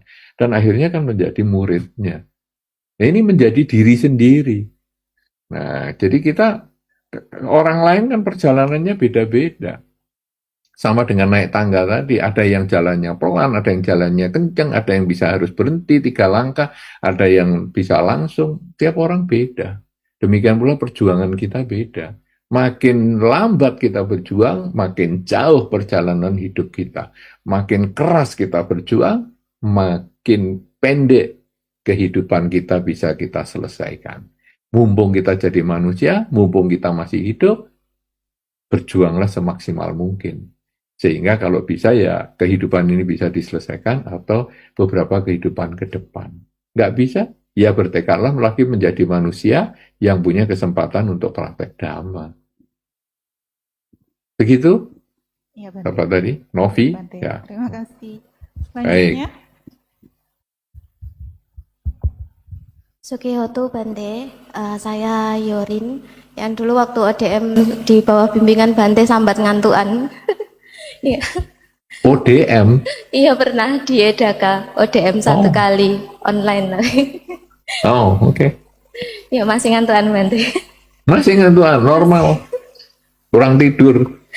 Iya. Ya, oke. Oke, saya berusaha menyampaikan ini agak pelan karena sambil menata kata biar tidak salah ucap dan tidak disalahpahami juga.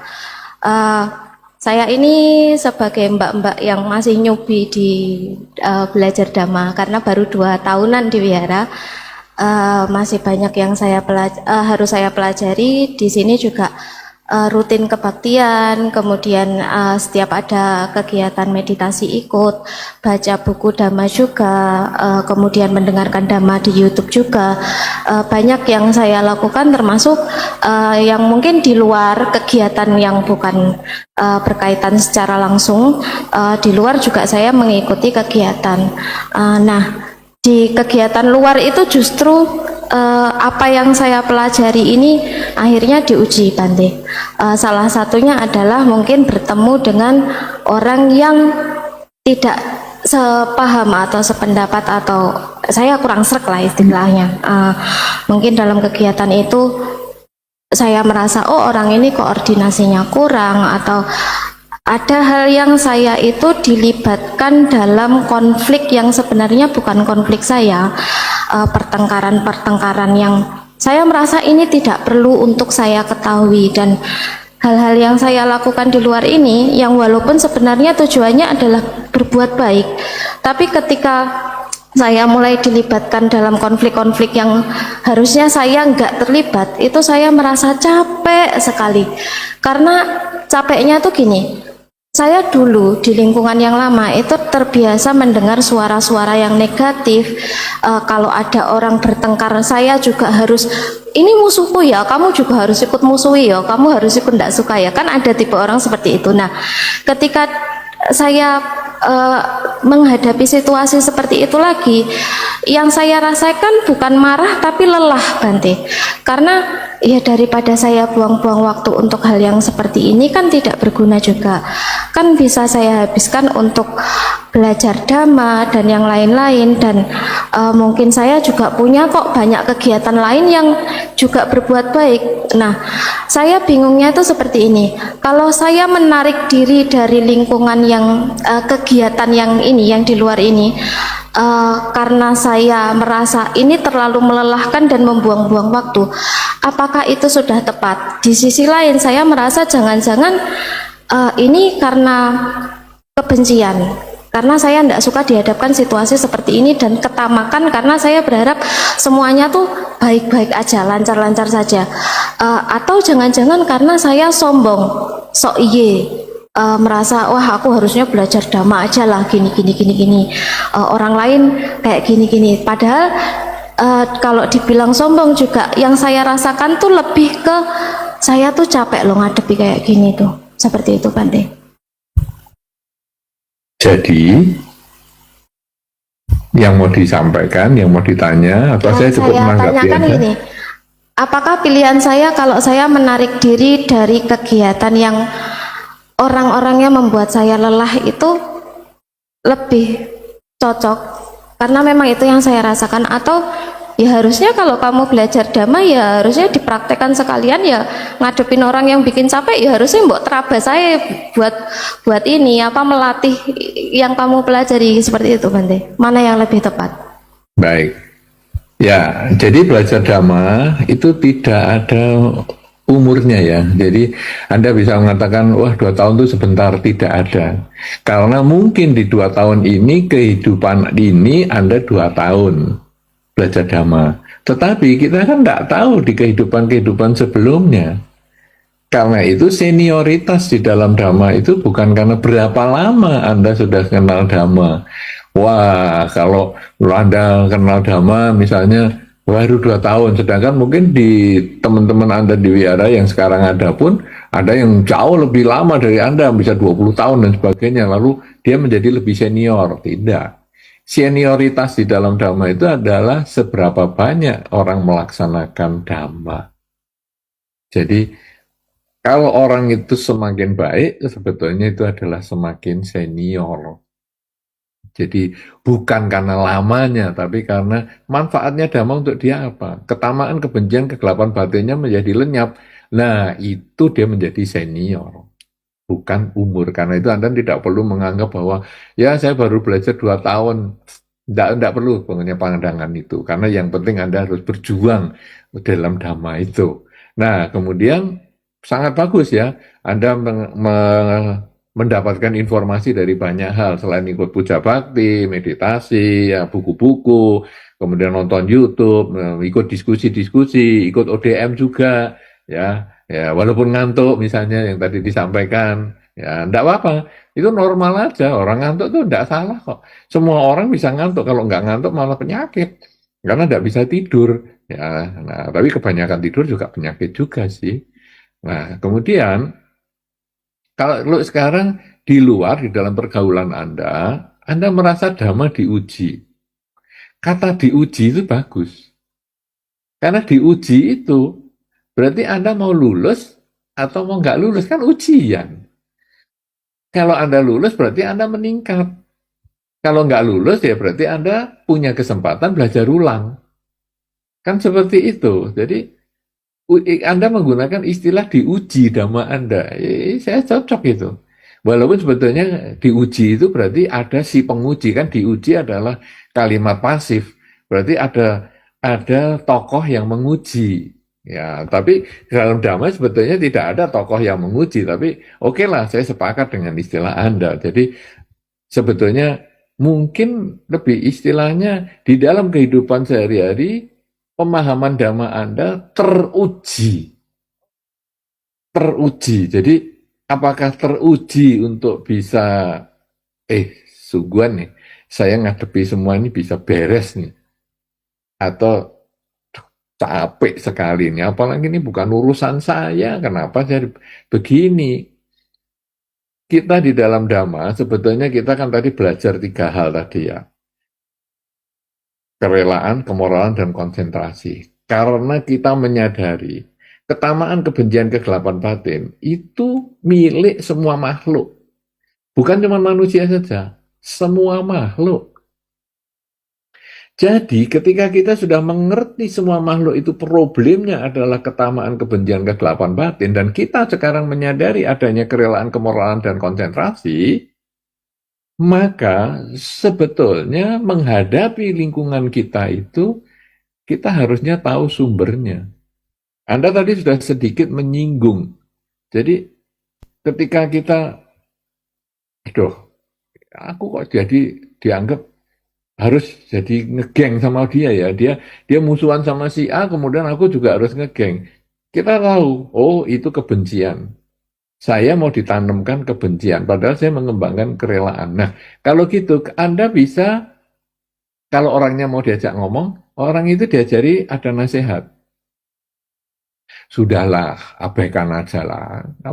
Kamu dibenci itu juga sebetulnya merupakan satu hal yang, ya boleh kita katakan begini, kalau di dalam dhamma ya, kita itu punya karma buruk itu seperti kita sedang membawa ransel berisi batu. Jadi karma buruk kita itu, berat sekali ya punggung saya ini, karena ranselnya isinya batu. Kemudian kita misalnya diajari untuk berbuat jahat atau mungkin orang menjahati kita. Sudah kamu ini sok baik, sok suci apa gini-gini. Sebetulnya dia sedang mengambil batu kita. Mengurangi buah karma buruk kita. Tapi kita jadi emosi. Kamu ini dikasih tahu dhamma malah nggak bener ini.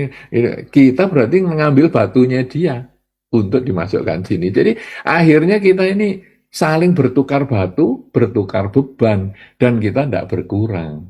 Nah, kalau kita pelaksanaan dhamma kita teruji di dalam masyarakat, maka akhirnya kita tahu, oh ini sedang ngambil batu saya. Sudahlah, abaikan aja.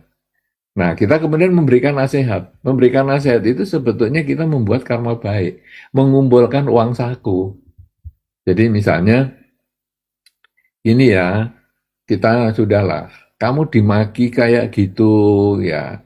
Dia kan sebetulnya curhat sama kita. Yang Anda sampaikan seolah-olah kalau orang musuhan, kemudian kita diajak musuhan. Sebetulnya dia curhat supaya kita memusuhi dia, memusuhi musuhnya dia itu, kemudian kita ngomong lah untuk apa kita harus seperti itu.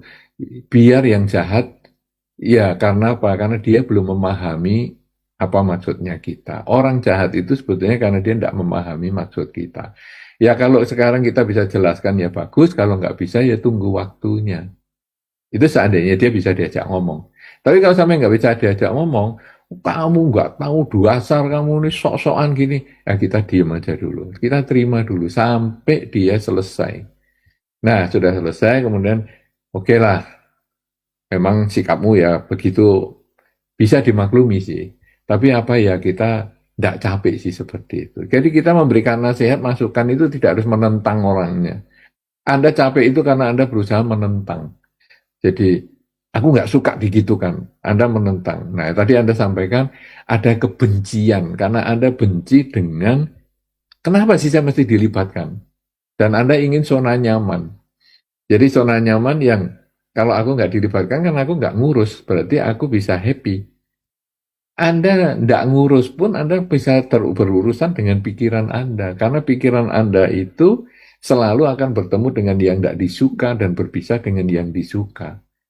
Itu hanya objek-objek luar aja, di dalam batin Anda juga ada. Nah, jadi sekarang, apakah saya perlu menarik diri menghadapi lingkungan seperti itu? Tergantung kekuatan Anda. Kalau Anda kuat, hadapi. Tidak usah menarik diri. Ini Anda sedang teruji, apakah dhamma yang Anda pelajari selama ini memang bermanfaat untuk menenangkan pikiran Anda. Tapi kadang Anda merasa lelah, Anda mundur sejenak. Mundur sejenak, nanti mempersiapkan diri untuk maju lagi. Nah, atau Anda punya konsep. Saya kan punya pengertian tentang kerelaan, kemurahan, dan konsentrasi. Kenapa nggak saya bagikan kepada mereka dalam bahasa sehari-hari, sehingga mereka menjadi lebih tenang. Karena itu saya termasuk berbagi, termasuk saya mengumpulkan uang saku saya untuk perjalanan jarak jauh. Ransel di punggung saya yang berat ini harus saya bawa. Nah, tetapi juga uang saku harus saya juga buat. Jadi hentikan kejahatan, jadi ranselnya jangan ditambah batu lagi, tambah kebajikan, yaitu mengumpulkan uang saku. Sehingga perjalanan kita berjuang di dalam dhamma itu, lama-lama uang saku kita banyak, jadi jalannya lebih lancar, kita bisa beli sepatu, beli payung, ya beli makanan di jalan, artinya uang saku kita banyak, kita punya kesiapan mental yang lebih bagus, kemudian juga batunya ini lama-lama juga habis, karena kita bisa tinggalkan di beberapa tempat dengan kesabaran kita, dengan maaf kita, dengan pengertian kita, itu kan akhirnya batu kita berkurang, akhirnya ranselnya kita berkurang isinya, perjalanan jauh bisa kita selesaikan, yaitu perjuangan di dalam dhamma. Kapan harus maju, kapan harus mundur, kapan harus berhenti, tentu hanya kita yang bisa menentukan, karena kekuatan tiap orang tidak sama. Cuman kalau saya menyarankan, maju sampai maksimal. Hadapi sampai Anda merasa, ternyata problem yang mereka ciptakan itu, bagi saya bukan satu problem. Kalau Anda bisa seperti itu, wah, pengertian Dhamma Anda sungguh-sungguh teruji. Dalam 2 tahun Anda belajar Dhamma, Anda bisa memahami itu, berarti dulunya Anda sudah banyak belajar Dhamma. Ini hanya mematengkan aja. Makanya di zaman Sang Buddha, banyak sekali orang yang belajar Dhamma, sekali mendengar Sang Buddha kok langsung mencapai pencerahan, pencerahan, pencerahan. Kenapa? Karena dia sudah mengumpulkan dari pelajaran yang dulu-dulu. Itu yang membuktikan bahwa bukan karena lamanya. Lamanya belajar Dhamma itu ada yang namanya Dewa Data. Itu lama sekali. Karena beliau salah satu saudara juga sama Sang Buddha dan dia menjadi biku. Sampai mati dia masih tetap jahat. Tapi di beberapa kisah, seperti tadi 5 pertapa, salah satunya itu begitu mendengar Dhamma langsung mencapai pencerahan. Kenapa? Karena dia sudah lama mempersiapkan ini. Jadi sebentar pun bisa mencapai pencerahan. Lama pun belum tentu mencapai pencerahan. Karena senioritas di dalam Dhamma bukan karena lamanya dia mengenal Dhamma, tapi berapa cepat dia bisa sukses di dalam pelaksanaan Dhamma untuk mengurangi ketamaan, kebencian, dan kegelapan batin dengan kerelaan, kemoralan, dan konsentrasi. Jelas itu? Ya, jelas Bante. Anumodana Bante. Terima kasih. Baik. Anda mendengar penjelasan saya tidak mengantuk? Enggak Bante. Aman. Hari ini ada berarti- UDM juga. Oh, berarti ada kemajuan. Wah, bagus sekali. Baik, kami beralih ke pertanyaan dari YouTube ya Bante. Dari Bapak Edward Huang dari Medan. Ada ungkapan dunia hancur karena diamnya orang baik. Jadi bagaimana cara seorang Buddhis memberikan inspirasi dan motivasi untuk lingkungan yang toksik agar tidak lelah berjuang dalam Dhamma? Ya, ini sebetulnya mirip dengan yang barusan ditanyakan ya. Jadi kadang-kadang kan kita lelah ya. Aduh, gimana ini? Nah, salah satu hal yang kalau tadi kan saya sampaikan kita berusaha menjelaskan kepada lingkungan kita yang toksik itu tadi ya. Tadi istilahnya kan kalau mereka punya permusuhan kita ya maunya ditarik ke mereka. Sebetulnya itu ya toksik itu. Nah, tadi saya sampaikan bahwa ya kita masuk ke di dalam pelaksanaan Dhamma ini supaya teruji apa yang sudah kita pelajari dan sudah kita praktekkan ini bisa teruji di dalam realitanya. Tetapi kadang kita juga lelah. Kalau sudah lelah itu apa yang harus kita lakukan? Tadi saya sampaikan mundur. Mundur itu bukan berarti kita kemudian tidak berhubungan dengan mereka. Cuman kita membuktikan bahwa saya sebagai contoh orang yang melaksanakan Dhamma, saya bisa memperoleh kedamaian di dalam pikiran saya karena saya bisa mengembangkan kerelaan, kemoralan, dan konsentrasi. Jadi dalam hal ini kita menjadi percontohan. Kalau kita sudah tidak mampu untuk mempengaruhi orang lain, jadikanlah diri kita sebagai contoh. Pertama kan kita nasihati, karena tadi benar ya, jadi dunia bisa hancur karena orang baik itu diam saja melihat kejahatan. Nah, jadi tadi saya sampaikan juga bahwa kita berusaha menasihati dulu kalau dia mampu dan mau mendengar. Tapi kadang-kadang nasihat kita itu ditanggapi secara negatif. Sok sucimu kamu ini baru belajar Dhamma aja kegayaan. Apalagi orang yang kita nasihati itu adalah yang lebih senior daripada kita. Umurnya mungkin paman kita, mungkin kakek kita, atau siapa saja. Kadang-kadang kita nasihati, kamu apa masih muda aja sok-sokan. Kamu belum ada di sini, saya sudah ngerti banyak hal dan seterusnya dan seterusnya. Mereka mengeluarkan otoritasnya.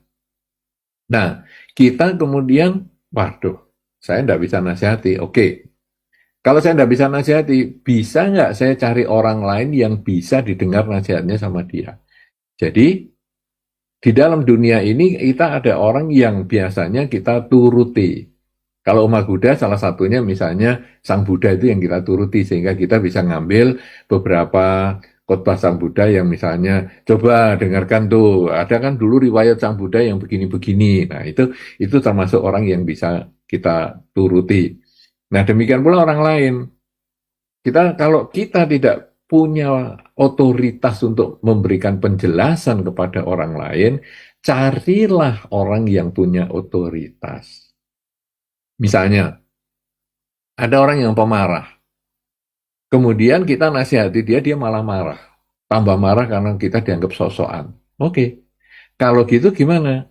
Kita cari orang yang dia dengarkan itu siapa? Oh, mungkin ayahnya dia. Oke. Atau teman karibnya dia. Oke, kalau gitu kita pesen sama teman karibnya dia, tolong dinasihatilah dia jangan marah-marah, kasihan sama keluarganya. Kalau pulang kerja terus marah-marah kan kasihan pasangan hidupnya. Nah, jadi teman karibnya ini nasihati. Karena dia teman karib, dia mau mendengarkan, mungkin dia mau berubah. Jadi, dunia hancur karena orang baik diam. Itu bukan diem saja, tapi orang baik bisa mencari cara untuk dia bisa menyampaikan informasinya kepada orang-orang yang mungkin dianggap kurang baik itu.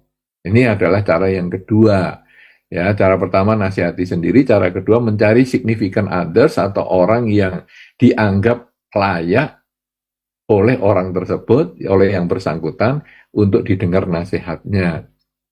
Ya, dalam banyak kasus kadang-kadang saya juga sering mendapat pengalaman seperti itu. Suami istri datang ke wihara, kemudian dia tanya, istrinya tanya, Bante, laki-laki kalau nggak kerja itu baik enggak Bante? Masa istri yang kerja terus laki-laki pengangguran di rumah itu baik enggak Bante? Lah saya kan jawab secara logika toh.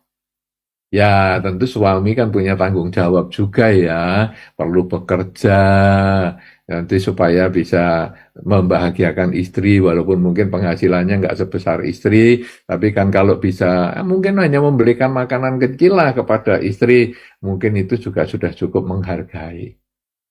Jawabannya kan netral.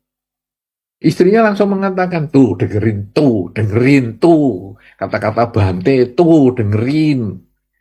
Apa yang dia maksudkan dengan cara itu? Langsung saya ngerti, ini di rumah sudah banyak nasihat nih. Dinasihati begitu suaminya nggak mau. Pokoknya males-malesan. Mungkin dia sudah nyuruh bapaknya juga. Mertuanya maksudnya kan, jadi bapaknya si suami. Tetap nggak mau nurut. Tetap males-malesan. Nah, mungkin dia sering dengarkan saya atau nonton YouTube saya, mungkin saya dianggapnya sama dia layak dipercaya, layak didengar nasihatnya, nah dia bawa ketemu. Untuk dikatakan di depan saya, tuh dengerin, kata Bante tuh. Jadi laki mesti gini.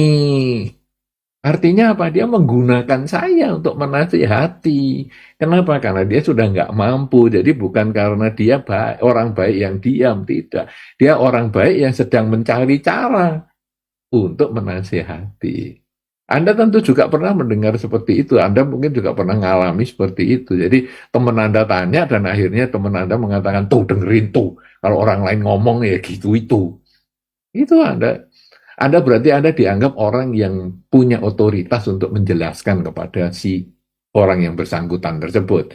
Nah, setelah kita bisa menjelaskan, tapi kalau tidak bisa ya kita pinjam orang lain, nama kita, orang lain, atau kalau kita karena kita nggak bisa ketemu Sang Buddha, langsung kita mengatakan menurut Sang Buddha, di dalam buku, di dalam kok buat Sang Buddha tentang ini, itu adalah begini. Itu sebetulnya kita pinjam nama Sang Buddha untuk dipakai menjelaskan.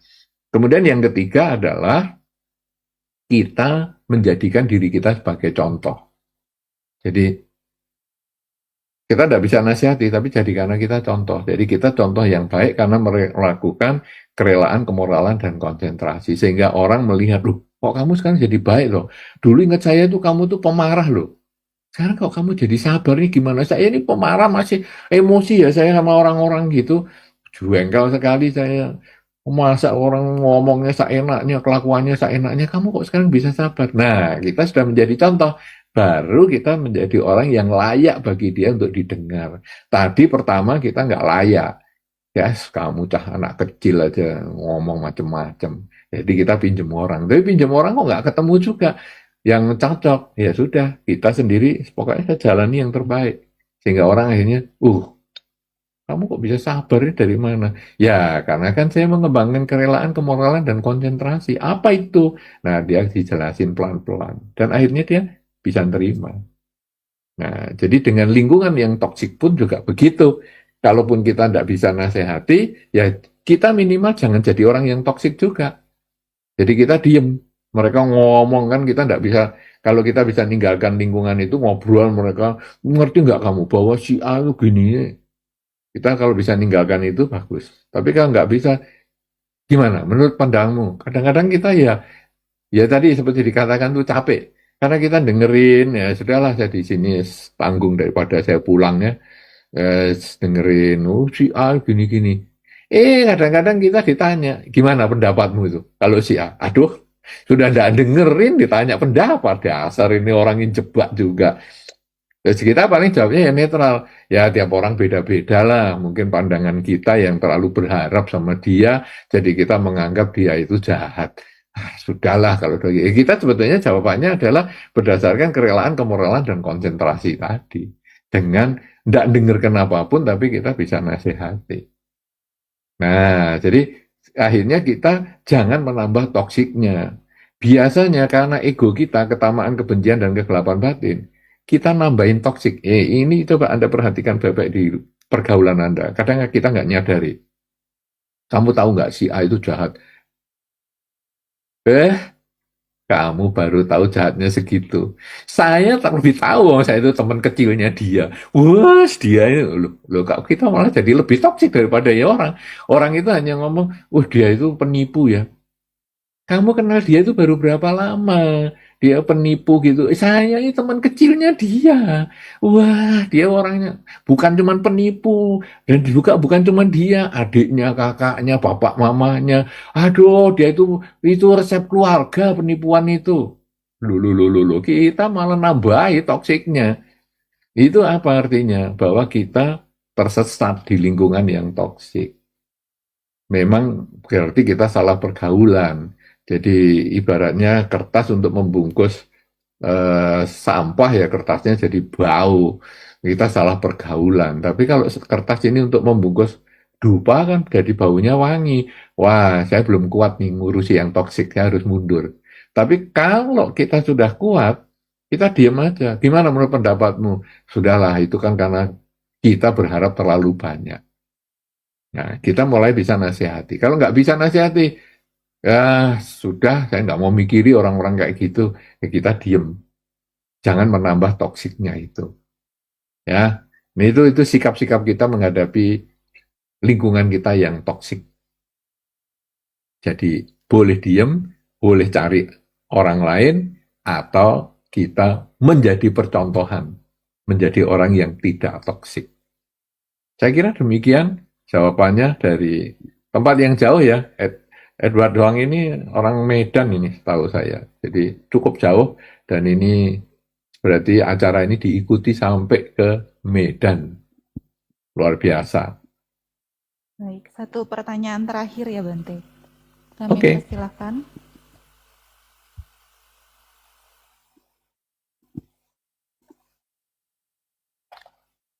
Wandami Bante, saya Doni, izin bertanya Bante. Bante tadi menyebutkan soal kerelaan, kemoralan, dan konsentrasi.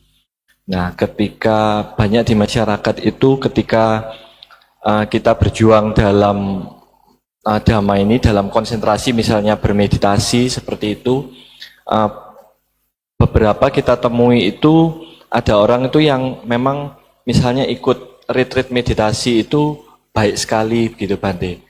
Ya katakanlah memiliki jam terbang yang baik, yang tinggi gitu Bante dalam bermeditasi. Konsentrasinya, pengendalian dirinya itu baik sekali begitu Bante. Tapi ketika setelah retreat meditasi itu dalam kehidupan sehari-hari itu kurang memiliki pengendalian diri Bante. Kurang mengendalikan dirinya seperti pada saat dia retreat meditasi atau bermeditasi itu sendiri, Bante. Nah, yang saya tanyakan itu tipsnya bagaimana Bante agar apa yang dia lakukan pada saat bermeditasi, pada saat mengikuti retreat meditasi dengan baik itu dapat teraplikasi di kehidupan sehari-hari Bante. Itu yang saya tanyakan. Terima kasih Bante. Baik, jadi begini ya. Di dalam masyarakat, kadang juga kita juga punya konsep yang mungkin mirip seperti itu. Waktu kita latihan meditasi itu mantap baik. Tapi di kehidupan sehari-hari agak ngaco. Nah itu yang tadi sampai ada yang mengatakan, aduh percuma lah kamu meditasi, oh kamu masih kasar sekali omonganmu, pemarah lah, apalah. Itu kan tadi konsepnya mirip seperti itu kejadiannya. Jadi kadang-kadang kita juga, wah kok ya gini ya.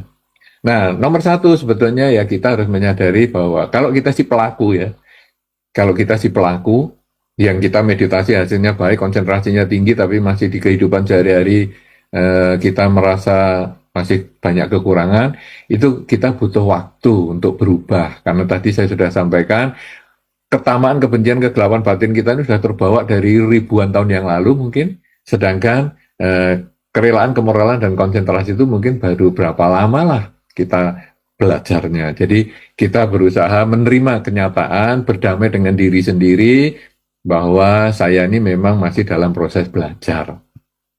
Tapi sekarang bagaimana kalau kita juga melihat orang lain? Jadi, dia ini hebat loh. Wah, pelaku meditasi yang hebat, dia latihan di banyak tempat untuk waktu yang lama. Kadang-kadang dia masa puasa aja 3 bulan dia latihan meditasi di sana, di sini. Semua tempat sudah pernah dia jalani dan lain-lain. Tapi kok kehidupan sehari-hari ngaco ya? Nah, kita satu memaklumi bahwa dia sedang belajar. Itu sama dengan diri kita. Jadi kita juga berdamai dengan dia bahwa ini masih belajar lah, maklumi aja. Namanya juga orang masih banyak ketamaan, kebencian, kegelapan batin. Tapi nomor 2 adalah bahwa kita atau orang itu juga kadang kita tidak bisa mengaplikasikan di dalam kehidupan sehari-hari. Ini yang tadi Anda sampaikan paling akhir tadi. Jadi meditasi itu sebetulnya di tempat pelatihan itu adalah latihan meditasi. Huruf besar latihan. Ya, caps lock itu huruf besar semua, latihan di blok lagi, di bold, latihan meditasi. Bukan meditasi yang sesungguhnya. Karena meditasi yang sesungguhnya itu justru di kehidupan sehari-hari. Maksudnya gimana ini? Kalau di tempat pelatihan meditasi, kita diajarkan, misalnya, ayo coba duduk meditasi. Apa objeknya? Napas masuk keluar, masuk keluar, masuk keluar. Nah, tadi Anda katakan konsentrasinya bagus, pencapaiannya bagus, mantap. Artinya apa? Cepat pegang objek, tahan lama. Itu konsentrasinya bagus berarti. Kemudian meditasi jalan, kanan, kiri, wah konsentrasinya bagus, cepat pegang objek, tahan lama, oke. Nah, sekarang di kehidupan sehari-hari, dia lupa bahwa ini sebetulnya adalah latihan meditasi yang sebenarnya. Istilah tadi adalah teruji damanya itu justru di kehidupan sehari-hari. Yaitu bagaimana sekarang? Kalau tadi dilatih dengan nafas masuk dan nafas keluar, disadari sebetulnya di kehidupan sehari-hari berusaha menyadari apa saja yang sedang kita lakukan dan ucapkan dan pikirkan. Kemudian waktu jalan kanan kiri, sebetulnya itu latihan untuk menyadari apa yang kita pikirkan, ucapkan, dan lakukan. Jadi selama latihan kita menggunakan tubuh kita, napas kita, kemudian langkah kaki kita untuk mengembangkan kesadaran. Tetapi di dalam kehidupan sehari-hari kita menggunakan kegiatan kita sehari-hari itu untuk latihan menyadari hidup adalah saat ini. Nah, ketika orang tidak bisa menghubungkan latihan meditasi dengan aplikasi sehari-hari, maka di kehidupan sehari-harinya dia pasti bergejolak, tidak karu-karuan, karena dia lupa bahwa latihan meditasi itu hanya di tempat latihan, tapi praktek meditasi ada di kehidupan sehari-hari. Nah, jadi tipsnya bagaimana sekarang supaya kita bisa pakai, yaitu tanamkan di dalam diri bahwa pelatihan meditasi di manapun tempatnya itu hanya latihan. Itu sama dengan kalau Anda belajar mobil, kan ditulis juga di belakang mobil itu ditulis latihan. Ya, Anda akan baca itu huruf besar semua, di caps lock semua huruf besar, di belakang latihan. Nah, Anda tidak bisa menggunakan mobil itu untuk di kehidupan sehari-hari, itu hanya untuk latihan. Yang paling penting ketika Anda lepaskan dari mobil yang ditulis latihan itu, tapi dipakai di kehidupan sehari-hari. Kalau Anda pakai ke mobil tanpa tulisan latihan, tapi Anda tetap pelan-pelan, kemudian ratingnya kanan, beloknya kiri, dan lain-lain, ya pasti ketubruk mobil yang lain. Tapi kalau ditulis latihan, meleting kanan belok kiri, orang maklum, oh namanya masih latihan. Nah, jadi kita waktu bermeditasi itu di tempat meditasi ya seperti kita menggunakan mobil tulisan latihan.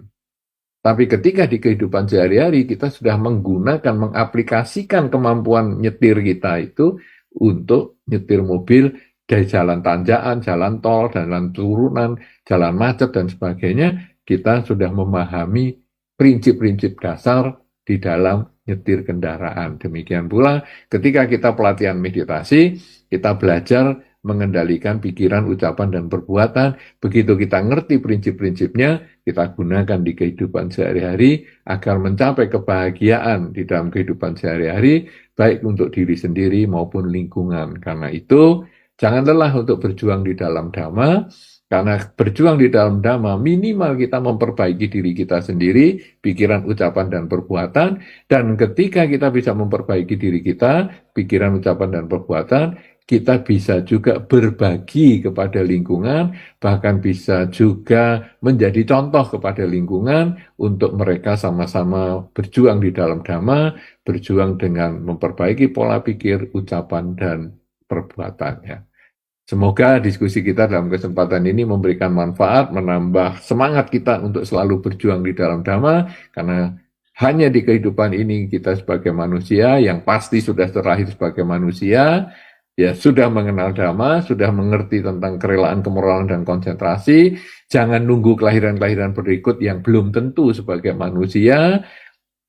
Berjuanglah dengan keras agar usahakan di dalam kehidupan ini minimal kita mencapai salah satu tingkat kesucian, sehingga akhir kehidupan menjadi satu kebahagiaan bagi kita, karena hidup kita tidak sia-sia, karena kita telah melaksanakan Dhamma secara maksimal.